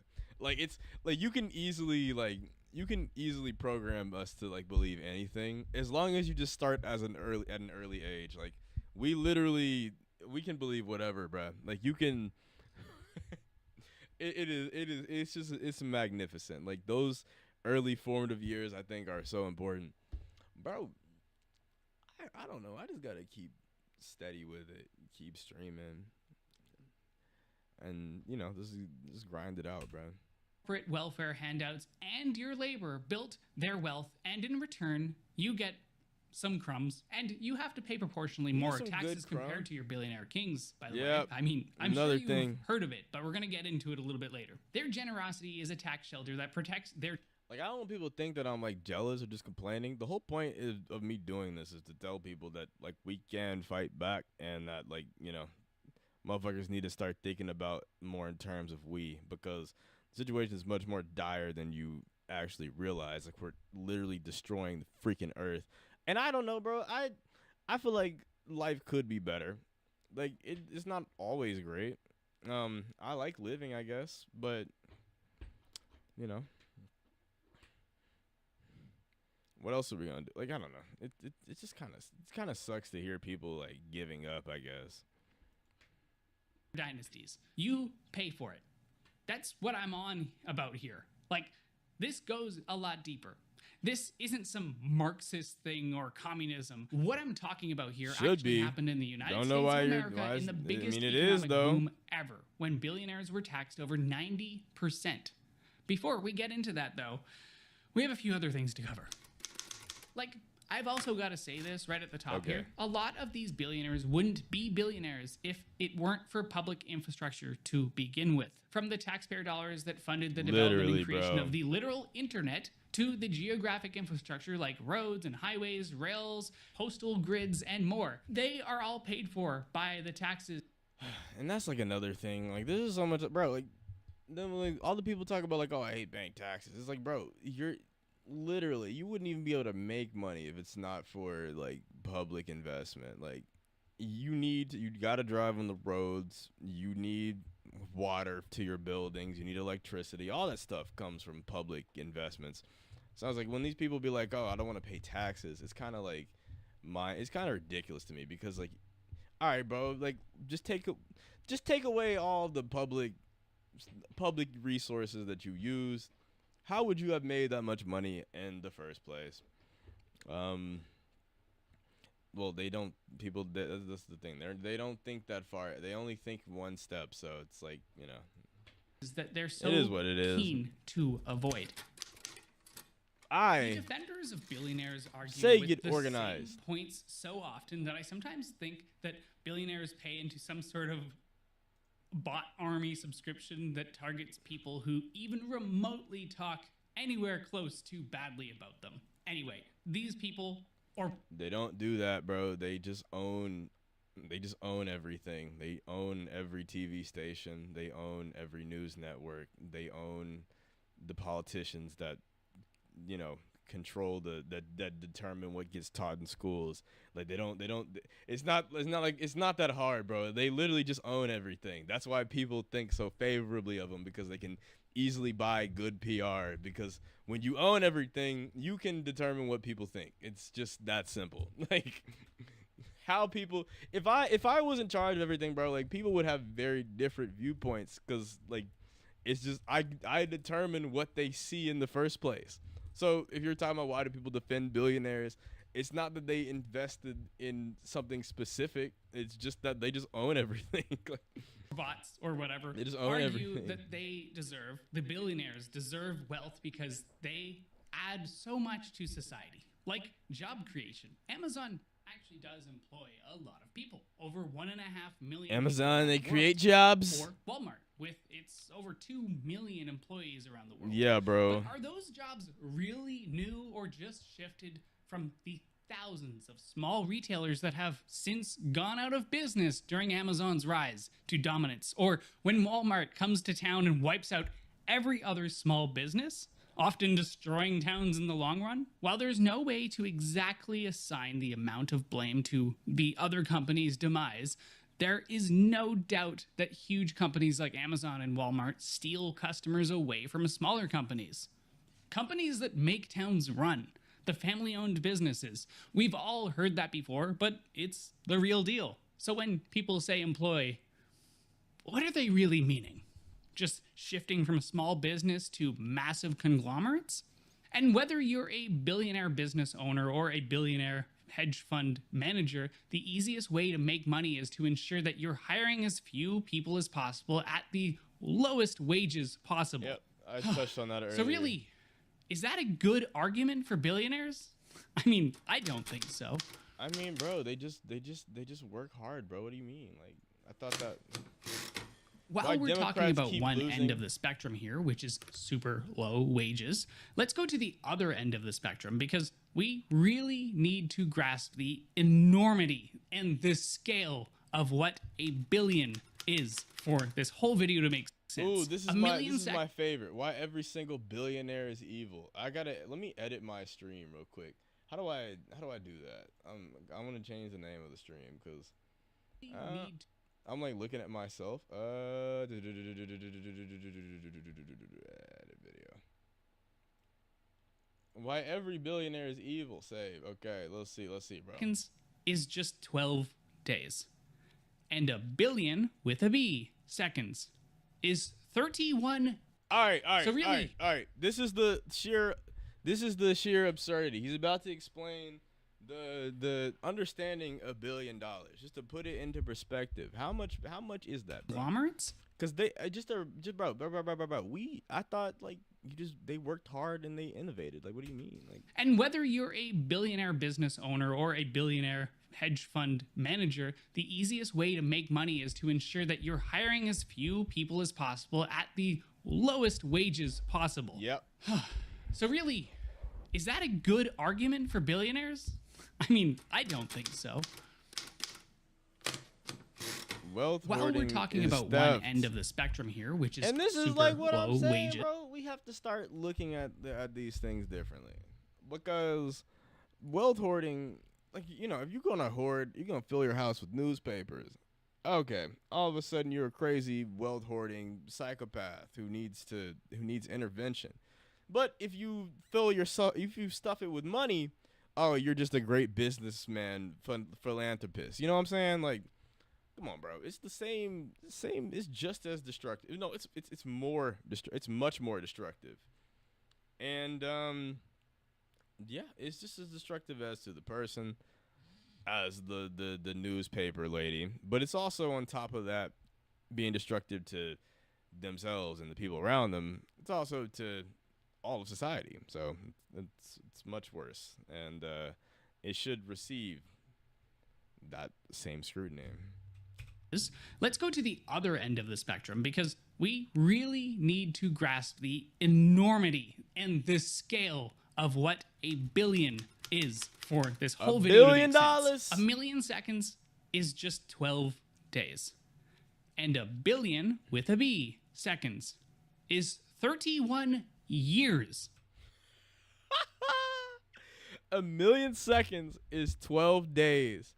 1 billion seconds is 31 years. What the okay. And it's just okay, bro. $1 million is already a lot of money.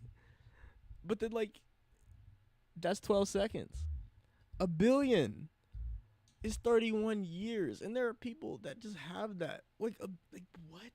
Most people won't even make 1 million in their entire lives, right?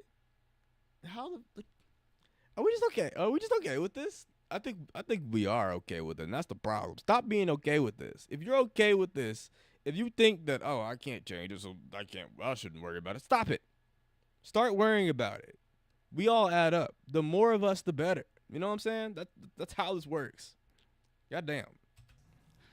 This scale difference is mind-blowing. You don't change this To put just this into by being one perspective, person. if you worked for every single hour of every single day since Jesus was freaking born and you made $10,000 per hour, you still wouldn't earn what Bezos makes in a Put that- single month. Look at that, bro.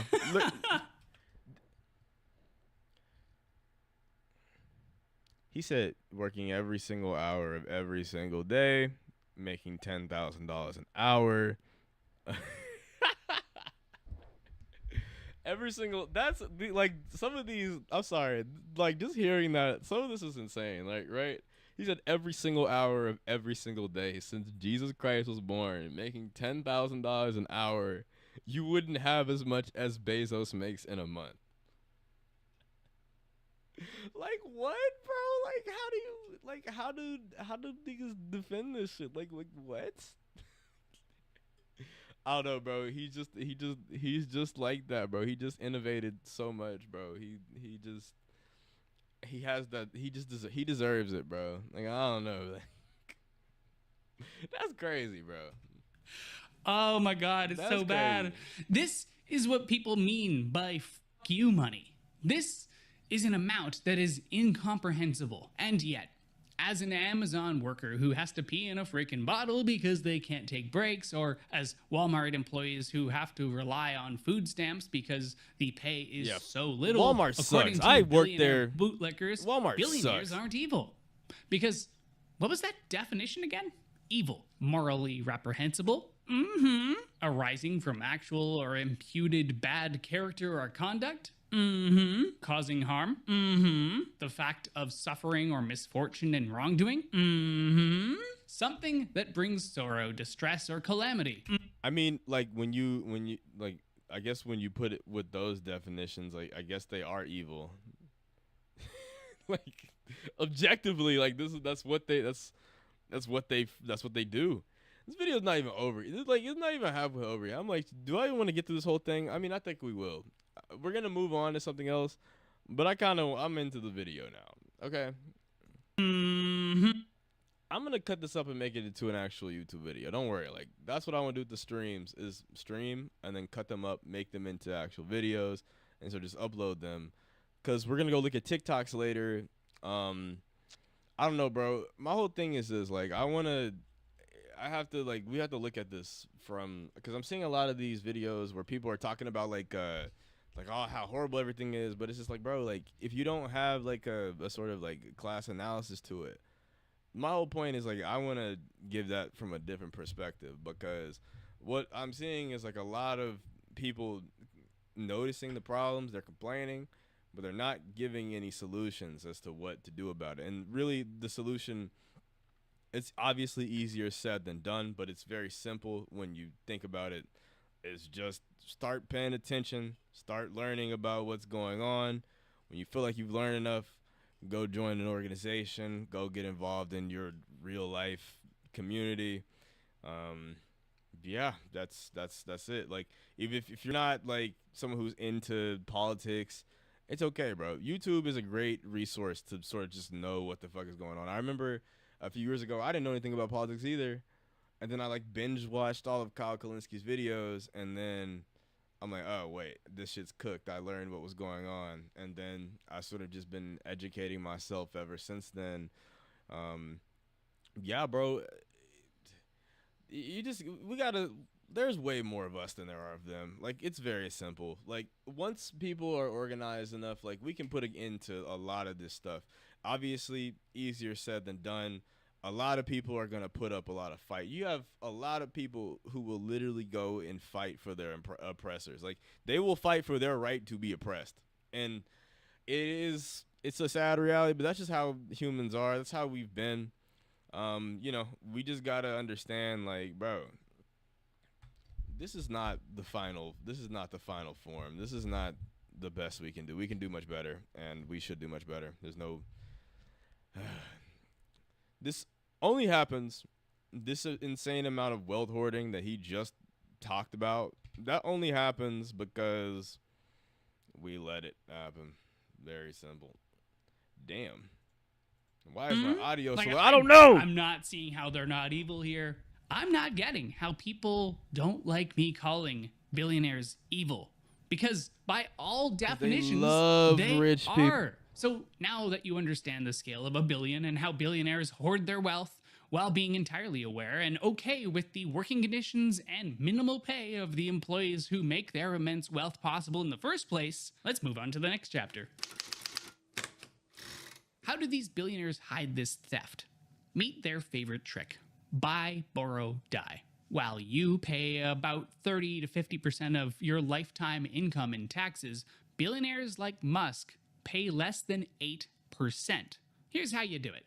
Step 1, buy assets or own them. You start a company, you do that. Good job, but Here's the next step. Borrow against those assets at, I don't know, Scam. let's say 1% interest The because entire economy you're is a wealthy, so scam. you get great interest rates because of your wealth. Step 3, live on tax-free loans, which are absolutely See definitely that, bro? Like, just the more money you have, like, they're just less obstacles that you have to go through.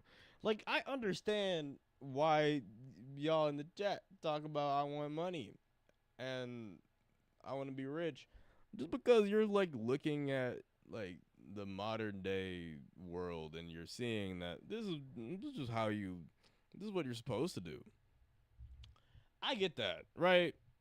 But also, like, it's bullshit, and we should change it. Like, we can change it. Also, like, you're not supposed to be an individual. You're not gonna change it just by your mindset. Like, that's not how this works. It's like, it's hard to change the world. It's easier to just go along with whatever the status quo is and try and succeed or whatever within those narrow narrow frames. I just say this because like we got to start somewhere, right? Right now, it starts with just calling out the issues and getting people to freaking talk about this stuff in the first place. I mean, the reason why they're getting away with this is because like how much views does this video have? 103K views, right? And you go like, let me just go and how much is Mr. Beast getting on his fucking videos, bruh? Because that should tell you something, right? Mr. Beast. I really should start doing this YouTube stuff on incognito. I will next time. Bro, 91 million views? Like, we can't compete with this. I mean, you don't have to. It doesn't take everyone being a goddamn radical. Like, it only a small, you don't need the entire population, like, being, like, I don't know, a radical communist or something. What you do need is just enough people to actually, like, raise up attention, like, to get the attention of the masses active. That's when you can change. You don't need everyone, but like just look at the amount of views a video talking about billionaires being evil gets 100K views. Mr. Beast survive 100 days in prison, win 500,000. Bro, would I even? Oh my god. It's like hard to not even click on that because I'm actually curious. Like, what does that even like? What are they like? Like, what does they mean by prison? And like, are they putting them like around other inmates? Like, what? How do you? 100 days in prison. It's just so like. I mean, not bad. I feel like this is better than the solitary confinement video.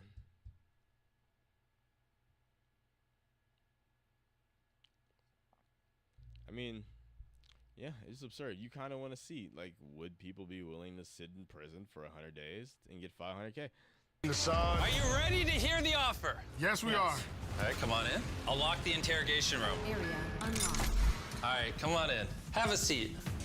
Now that you're in separate rooms with no ability to communicate with each other, The day 10 offer is if you guys want the recreational area, it's gonna cost you $50,000 of your prize pool. If you both accept it, it's yours for 50 grand. But where this gets interesting is if one of you accept it and the other doesn't, You still pay the 50 grand for the prize pool, but only one of you gets access to it for the rest of the video. That's crazy. Hey, bro. I mean, to be honest,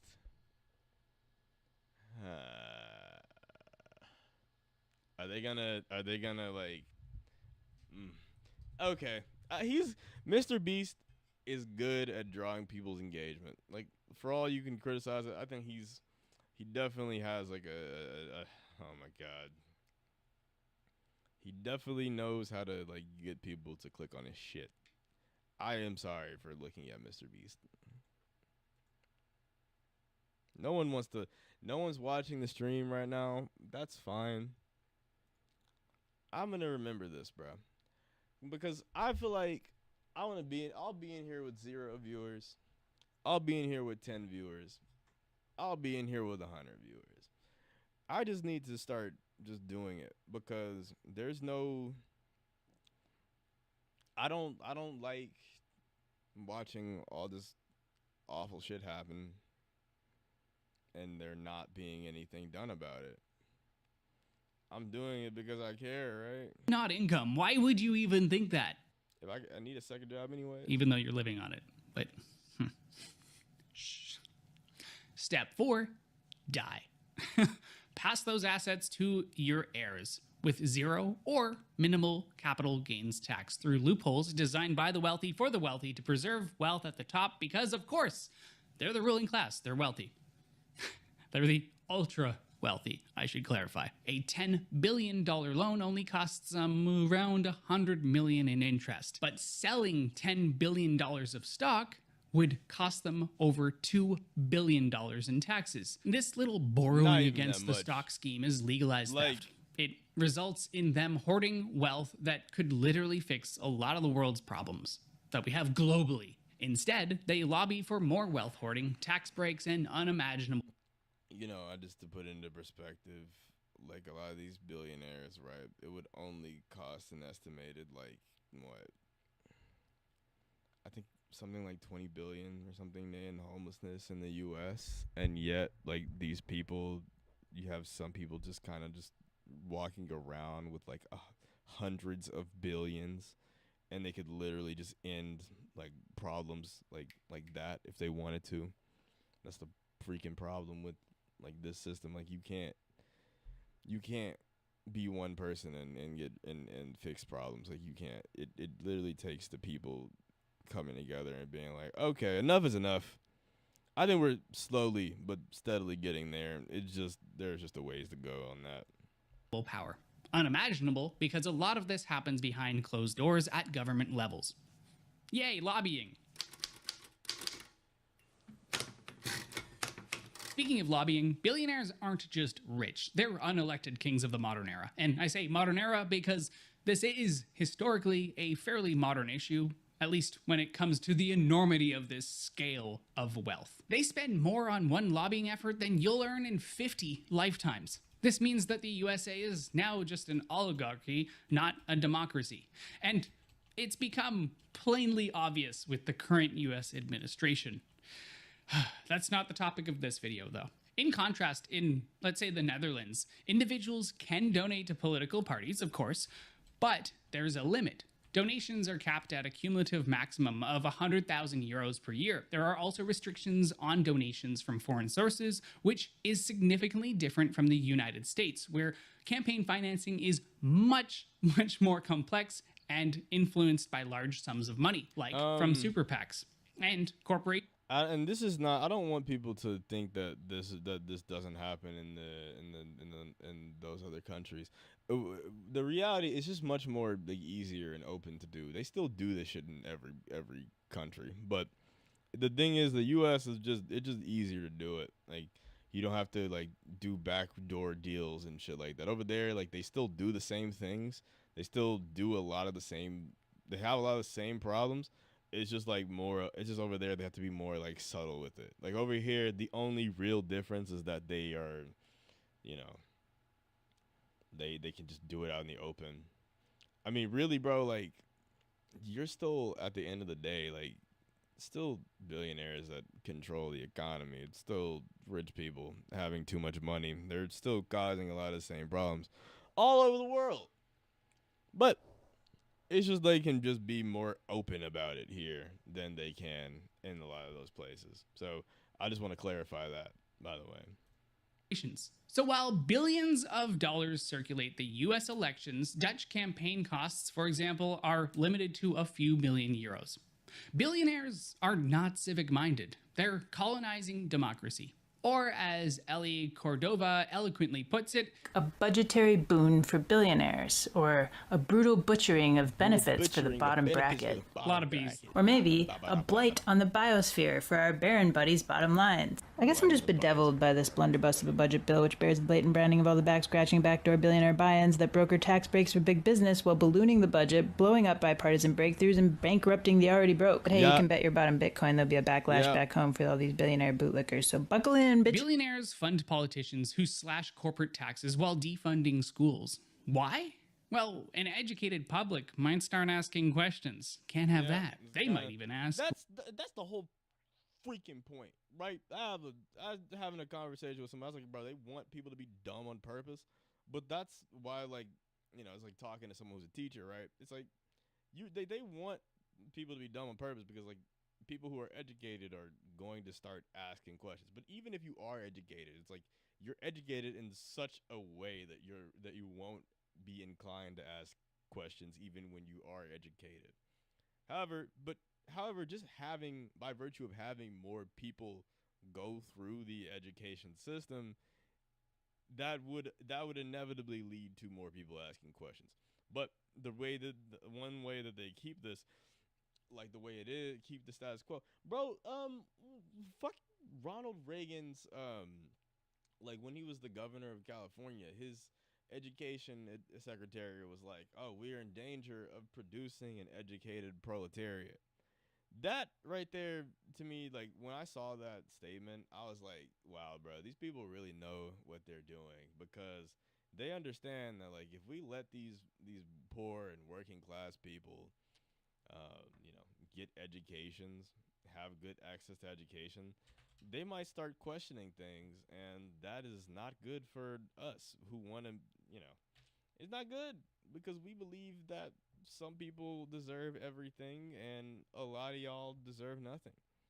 So how do we prevent, students from having uprisings? Well, we just make college as unaffordable as possible for most people. And that's what they've done.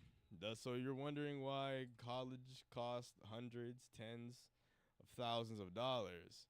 Well, there you go. It is for the sole purpose of keeping poor people and working class people out of school. Unless they are, of course, willing to take on massive amounts of debt, or if they happen to just be like, I guess, an exceptionally good student. But even then, it's just like, bro, I don't even want to get into that side, because grades don't necessarily, having good grades does not mean that you're a genius. It doesn't make you smart. It just means that you're good at learning and memorizing facts in a certain type of way that, the ruling class is favorable to. So, I mean, it means that it means your brain works in a certain type of way that, can serve the existing systems of power. That's all that means. That's what they're grading you on, right? However, it's pretty much that. But I will say though, like, that comment was kind of crazy, man. I'm like, bro, how do you think? Like, they know what they're doing. Like, it's just they really are okay with. They like this. They lack empathy. They don't see themselves. They don't see their fellow human beings as human beings. They just see them as, I don't know, machines, worker objects that can be like wielded like a claw or something. The solution is not to join them, it's to overcome them. Like, that's what I want to say. A lot of people, that's the solution. Stop trying to join them. We need to overcome these motherfuckers. We can. There's way more of us than there are of them. Why do we accept a world where just a few men own more than half the planet? Wow, great question. In the 1930s, the world suffered through the Great Depression. Yet, over the next 20 years, the United States essentially birthed a new middle class. Although, you might not know it, there is no middle class. That doesn't exist. There are just two types of people in this world. There are workers and owners. No others. By the 1960s, workers, home owners, ownership was up, capitalist at class, least for white nuclear families. Working class. Worker earnings skyrocketed. America's trade union movement was booming. And the Bourgeoisie, rich were forced to proletariat. share the wealth with the workers, who were the ones creating it in the first place, and still are to this day. Again, this is in the United States of America and is history, not fiction, and not in some commie country that a lot of naysayers would bring up. And it worked. This massive mid-century labor surge changed the face of the American political landscape. This was the golden age of the middle class. Gee, I wonder what happened. I wonder. I mean, yeah. Environmental protection laws, women's rights, and equal rights all flourished when the middle class was empowered. It happened because union-backed lawmakers helped pay for new programs by raising taxes on America's wealthiest individuals. Between 1940 and 1960, the federal tax rate on income in the nation's top tax bracket consistently hovered around 90%. 90. Not like 19, 90. Bro, and it's not even like they paid that much all the time. Like, if you're that wealthy, you have accountants. You have people that are working for you that can maximize, whose job it is to maximize your tax deductions. Bro, one thing is like, okay, money scales, right? If even if you like tax people who are wealthy, right? They're not gonna have as much money, but it's not like the commodities and the things that we produced are just going to go away. Like, they're still gonna have to be bought and sold. It's just when certain people have less money, there's less like barriers to entry for most people. So like, unironically, like taxing these people, or I mean, well, yeah, that's what's going to have to happen. Taxing them. It's like, it to me, I see it like this, bro. It's like the kid who's like bullying all the other kids just because he's a little bit bigger than them on the playground. He's like hoarding all the toys. It's like being a grown up and going and like taking the toys away from that kid. No, you can't bully everyone else anymore just because you're a little bigger than them. It's like taking toys away from adult toddlers that are running the world. They're adult toddlers. They're running the world. We have to take their toys from them, i.e. the factories, the mines, the construction equipment. Like that's the shit that we're talking about. The utilities. These are adult toddlers running this shit, and yeah, bro. Just because you own something, it doesn't mean that you should own it. You know? You own it now in the modern day sense. Unless we're talking about like personal property, right? When, like, for example, this iPad is mine. This is my room. This is my desk. This is my family's house, right? We own that. That's personal property. The property that we're talking about is like, I don't know, bro. It's shit. If you own something that you couldn't possibly operate or utilize yourself in any, reasonable way, why do you need to own that? Especially if your quality of life is still going to be high, regardless if you own that thing or not. Like, obviously, if the workers that operate it want you there in a leadership position, that should be up to them to decide it, because they're the ones actually doing the work. Just because you happen to kickstart it off initially, doesn't mean that once you scale up, you should then still be entitled to make all the decisions that determine how that entity will operate, and also be able to like pass that down to your children. Like, even if you yourself were a good leader, what makes your children good? Like, it doesn't make sense. It's literally no different than like a monarchy. Like, we had kings and queens in the 1700s.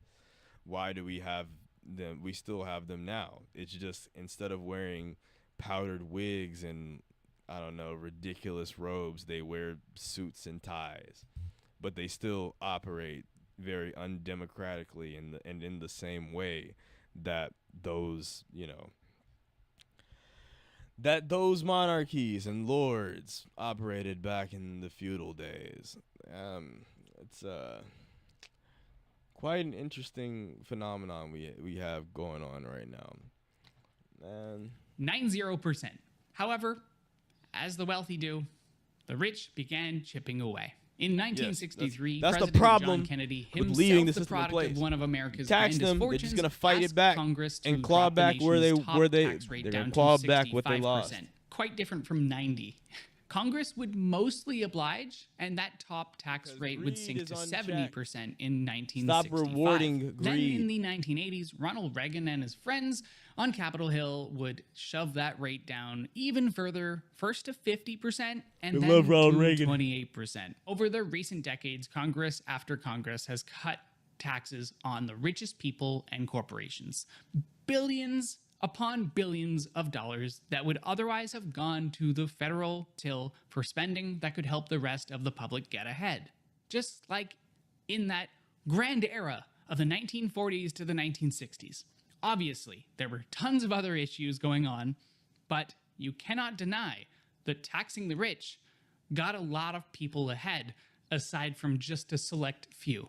I mean, even nowadays in 2025, there's only like 3,000 people. When you're saying things against billionaires, you're talking about like 3,000 people. Like that's. Yes, bro. I mean, it sucks, right? Obviously, like that's why it's like always funny to me, right? When you see people that have a lot of money, like they talk about that they talk about the wealth like when they lose it as if it's just as impactful. Look, bro, if you have $1 million, right? And like let's just say you get taxed an additional $50,000, which is like what? Like 5%? Like that's not even is that $50,000 out of $1 million, right? That's like what? It's in the single digits when it comes to percentage points, right?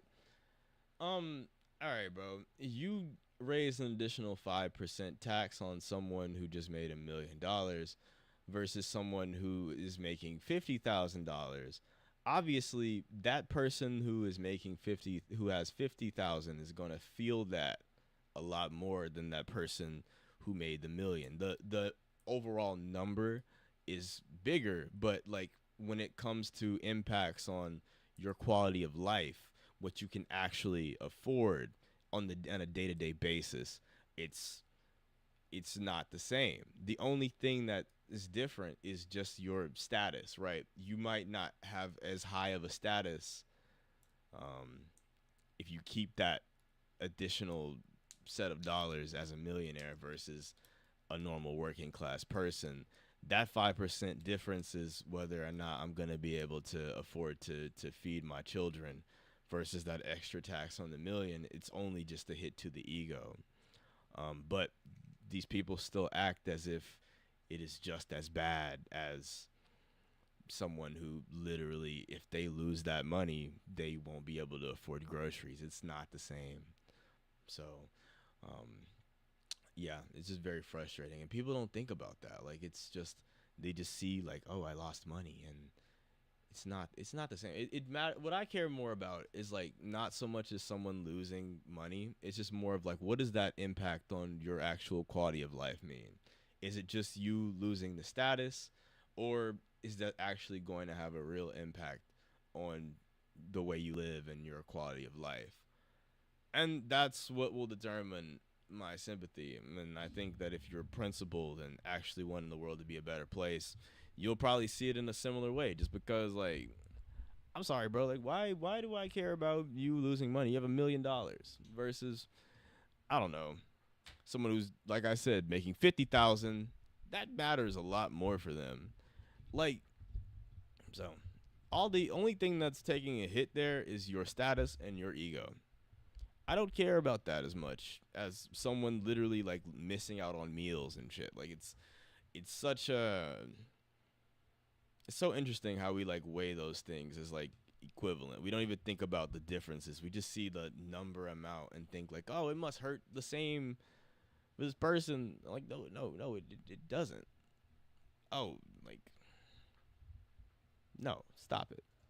not a holistic approach to things. Ugh. After all of this, you might be wondering why Taylor Swift and Oprah are included on my declaration of evil billionaires. And it's because there's a scale of evil. But if you've been listening, the fact that they exist as billionaires in this world of suffering is evil in its own right. Yes. But let me remind you of a few things that maybe I shouldn't have watched this video. Maybe this is kind of boring. Like seeing this white dude talk. Like people that were watching my stream are like, I don't want to watch this. I mean, that's cool, but I'm gonna cut this up and make it into a YouTube video. And maybe that's why no one's been watching. They see me just looking at this white dude and they're like, what is he doing? Look, bro. I don't know. We got into talking about billionaires being evil, and I kind of just like clicked on this, and here we are. Defy my stance on this.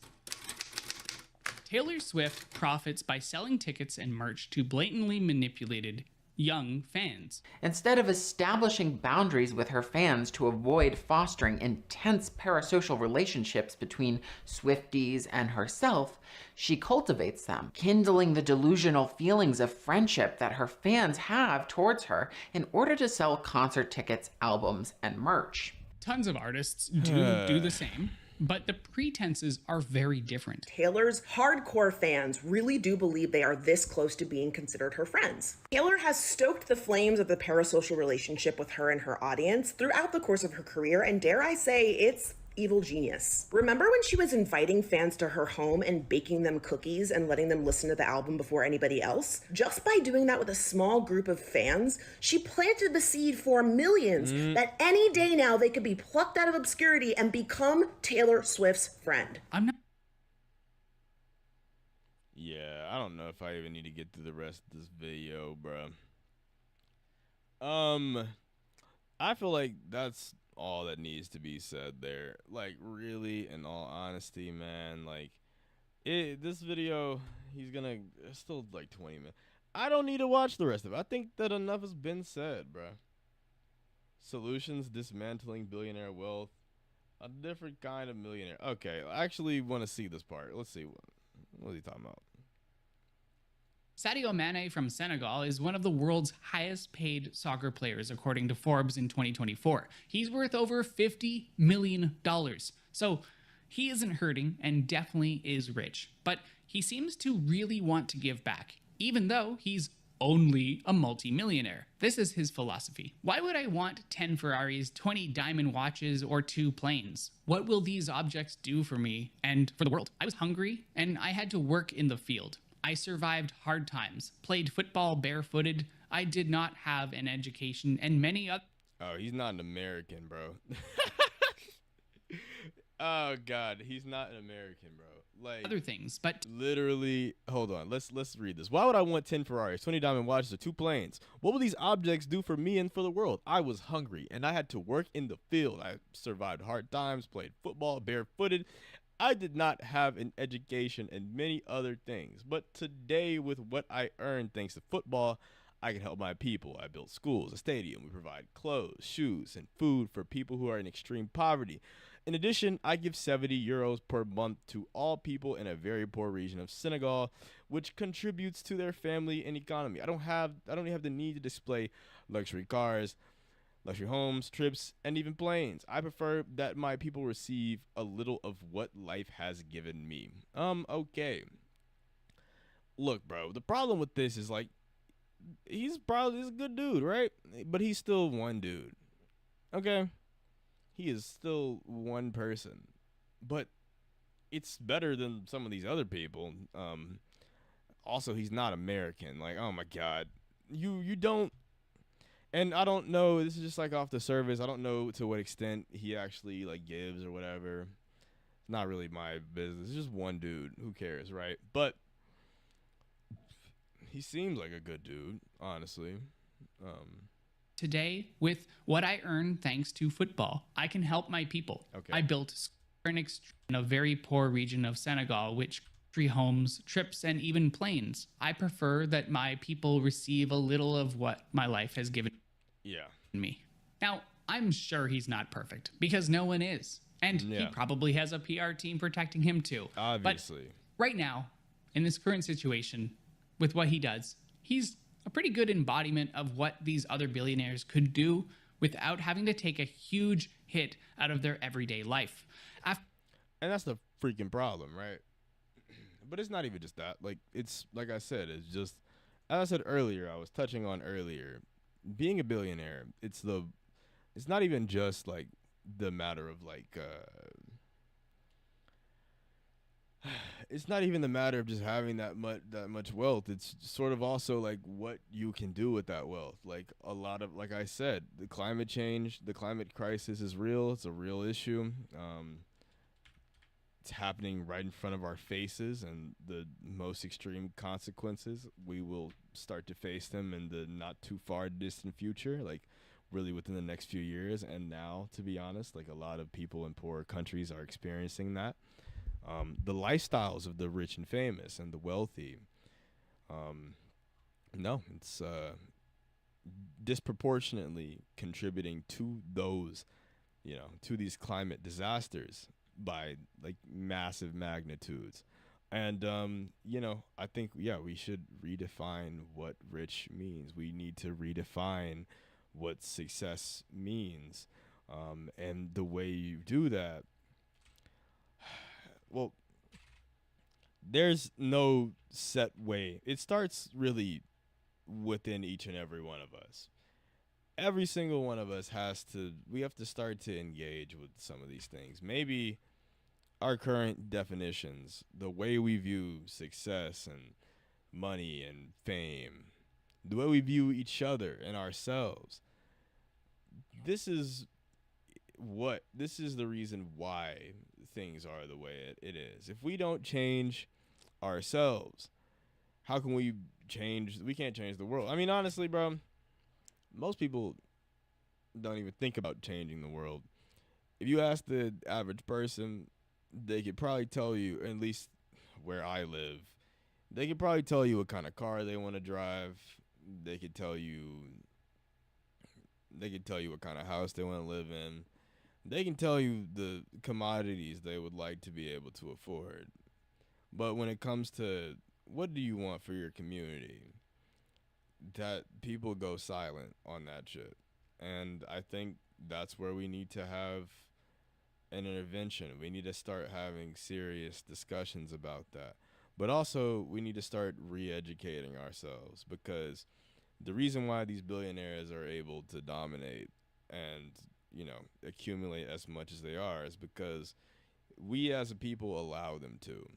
But that's because we are growing up in their system from the cradle to the grave. We are getting implanted with their ideas. They are able to buy themselves great PR because that's just what that level of money and fame will get you.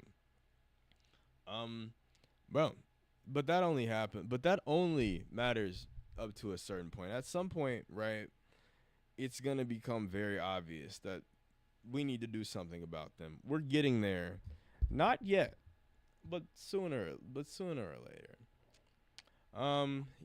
Well, with that being said, let me finish this video and we're going to end this stream real quick. I know that this video maybe people didn't want to watch this white dude talking. I get it. But I got to start being consistent on here, bro, because I see a lot of people going through and covering all the horrific shit that's happening, and it's just not, they're just missing something, because the elephant in the room is like, bro, all these people who are going through shit, we have the ability to overcome it. There's way more of us than there are of them. And after a certain amount of wealth, you have everything you need, and it's about what you can give back to the world. Yes, but it shouldn't be up to individuals to do that. You need a system that does that. After a certain amount of wealth, yes, you have everything you need, which is why at that point there should be, I wouldn't even say a hard cap. There should be limits to this, right? The system, for example, needs to be set up such that everyone has what they need, that we can run the economy for human need before human greed. Right now, it's the opposite. It's human greed comes first, and then maybe if the greed can satisfy needs, that kind of works too. But yeah, one of those two things has to give. Something has to give there. You can't just keep running society this way unless you want, humans to not exist in a few years. Like, I don't know. Just give us in a few generations, unless you want humanity to be wiped out. I mean, my opinion on that is like this, bro. Like, if we are wiped out, it's different if we keep doing what we're doing, right? If we keep doing what we're doing and living the way that we are living, running our society the way that it's run, we deserve to be gone. Like, good riddance, humanity had a good run. However, if we can recognize these problems and change and adapt to the future of a planet that doesn't support this current mode of production, this current society, these current lifestyles that people are living, if we can adapt to that, then more power to the people. Humanity deserves a future if we can adapt and change. So that's where I put it. That's where I'm at. To your community. So back to you, who's watching this video right now and being like, well, what can I do? Well, if you're interested in dismantling this faux free market capitalism or fighting back or something like that, you first need to take control of your own life. It's hard to make change or have the necessary time to think about issues that are bigger than yourself and your daily life when you're trying to figure out how to put food on the table. So first, you have a few things to focus on. Upping your own income as much as you possibly can, paying off debts and reducing your spending, and actually saving and investing your own money. Don't forget, ethically as possible. Also being involved in your community. That can help you in so many different ways. Your local community or online communities. I'm gonna also say, I'm gonna push back a little bit on that. Like, yeah, do those things, but also we have to use your imagination. That's the biggest advice I can give. Like, stop looking at what's possible through the lens of what you see today, because 20, 30 years from now, the world can be very different. Just because this is the way that we do things now doesn't mean that it's going to be the way that we do them in the future. And ultimately, like, we determine that. You have a voice. Remember that. Wait. Just have a community that can support you and you can help out as well. It's a lot of give and take. Communities are great, but remember not to get overwhelmed. You can only control what you do and how you choose to live your life. Ignore others and focus on building up yourself and your own community instead of just spending everything you make so that you can just keep up with the Joneses. I actually made a video about why everyone you know is secretly drowning in debt that you should probably check out. That should be over right here. Once you figure out your own money problems, you can then have the mental bandwidth to come up with solutions for life's greatest questions and problems. Oh, and by the way, before I go, on a more serious note, I am 100% of sound mind, not suicidal, and in great health. If anything does happen to me, like my untimely death, in the near future, well, let's just say it probably wasn't an accident. And that's that. I hope you enjoyed. Yeah, dude. I will say, it's cool. What I will say though is like, no, bro, like I have to push back a little bit on the end there. Like, there's good facts in the video, but also you kind of missed the point. Like, there's only so much you can do as an individual. Like, this is the reason why this shit keeps going on, because our solutions, we need to update the way that we think, because. And ironically, like, he complains about neoliberal capitalism, but at the end of the video, his solutions are neoliberal capitalism's solutions to the problems. What we need to be doing is educating ourselves first and foremost. And I do agree in general with the advice of, like, trying to self-improve. Like, If you can save a little bit of money, that's always helpful. If you can save a little bit just so you're not like drowning, at least in the short term. Saving money in general is a short term solution, right? If you can do that, and then educate yourself and go get involved, go join an organization when you feel that you know enough, when you feel like you've seen enough. We're talking about like the DSA, for example. Like, they've been exploding in popularity. I'm about to join the DSA. Like, there's a lot that, in order to change the situation, it's not just about like, it requires the masses of people to finally say enough is enough. Like, you can't, there's no getting elected. It's actually when the people decide that enough is enough. And I think for those of us who are conscious of these issues, who are thinking about these things, our task is to figure out how to get people activated. And that means going into communities and even like maybe feeding people, hosting educational events, just getting to know people in our communities, that type of stuff. Like, that is what we need to do, because these incompetent weirdos and greedy assholes that are running society right now, they're incompetent, and they're, running things into the ground. There are going to be opportunities where people rise up. It's just a matter of time. So the question is, like, are we ready for that? Will we be even ready and organized enough to take control of the situation if that time when that time comes? Right now the answer is no. But no, it's going out, getting organized, getting involved with your community, and educating yourself. Go read about the history in your country. I also say go read about like what socialist, like go read socialist theory. But also read, like I said, read about what's going on in your country. Study history, learn, educate yourself, and then go get involved and go get organized. This is not, you can't just, I don't know, going through and investing. At most, this is a temporary solution. It's not going to do anything to solve these problems, because if anything, you're contributing more to them. So it's not to say like, oh, it's not bad to have a little bit of savings immediately on you, but understand like what's coming. That's not like, for like, I don't know, you never know what could happen. Like, in the event of hyperinflation, what do you do then?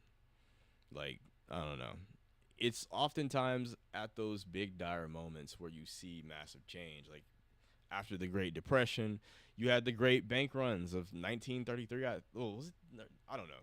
Basically, banks were like, yeah, we don't have y'all money. And it's not surprising that you get the New Deal shortly afterwards, because those are the moments that can and will happen in the near future that will radicalize people. The question is, how do we capitalize on that? So that's just food for thought. With that being said, it's been, how many hours has it been? It's been 3 hours. Yeah, I know no one's watching right now, but we got to get consistent with this. Hopefully develop a bit of an audience. That being said, it's KJB.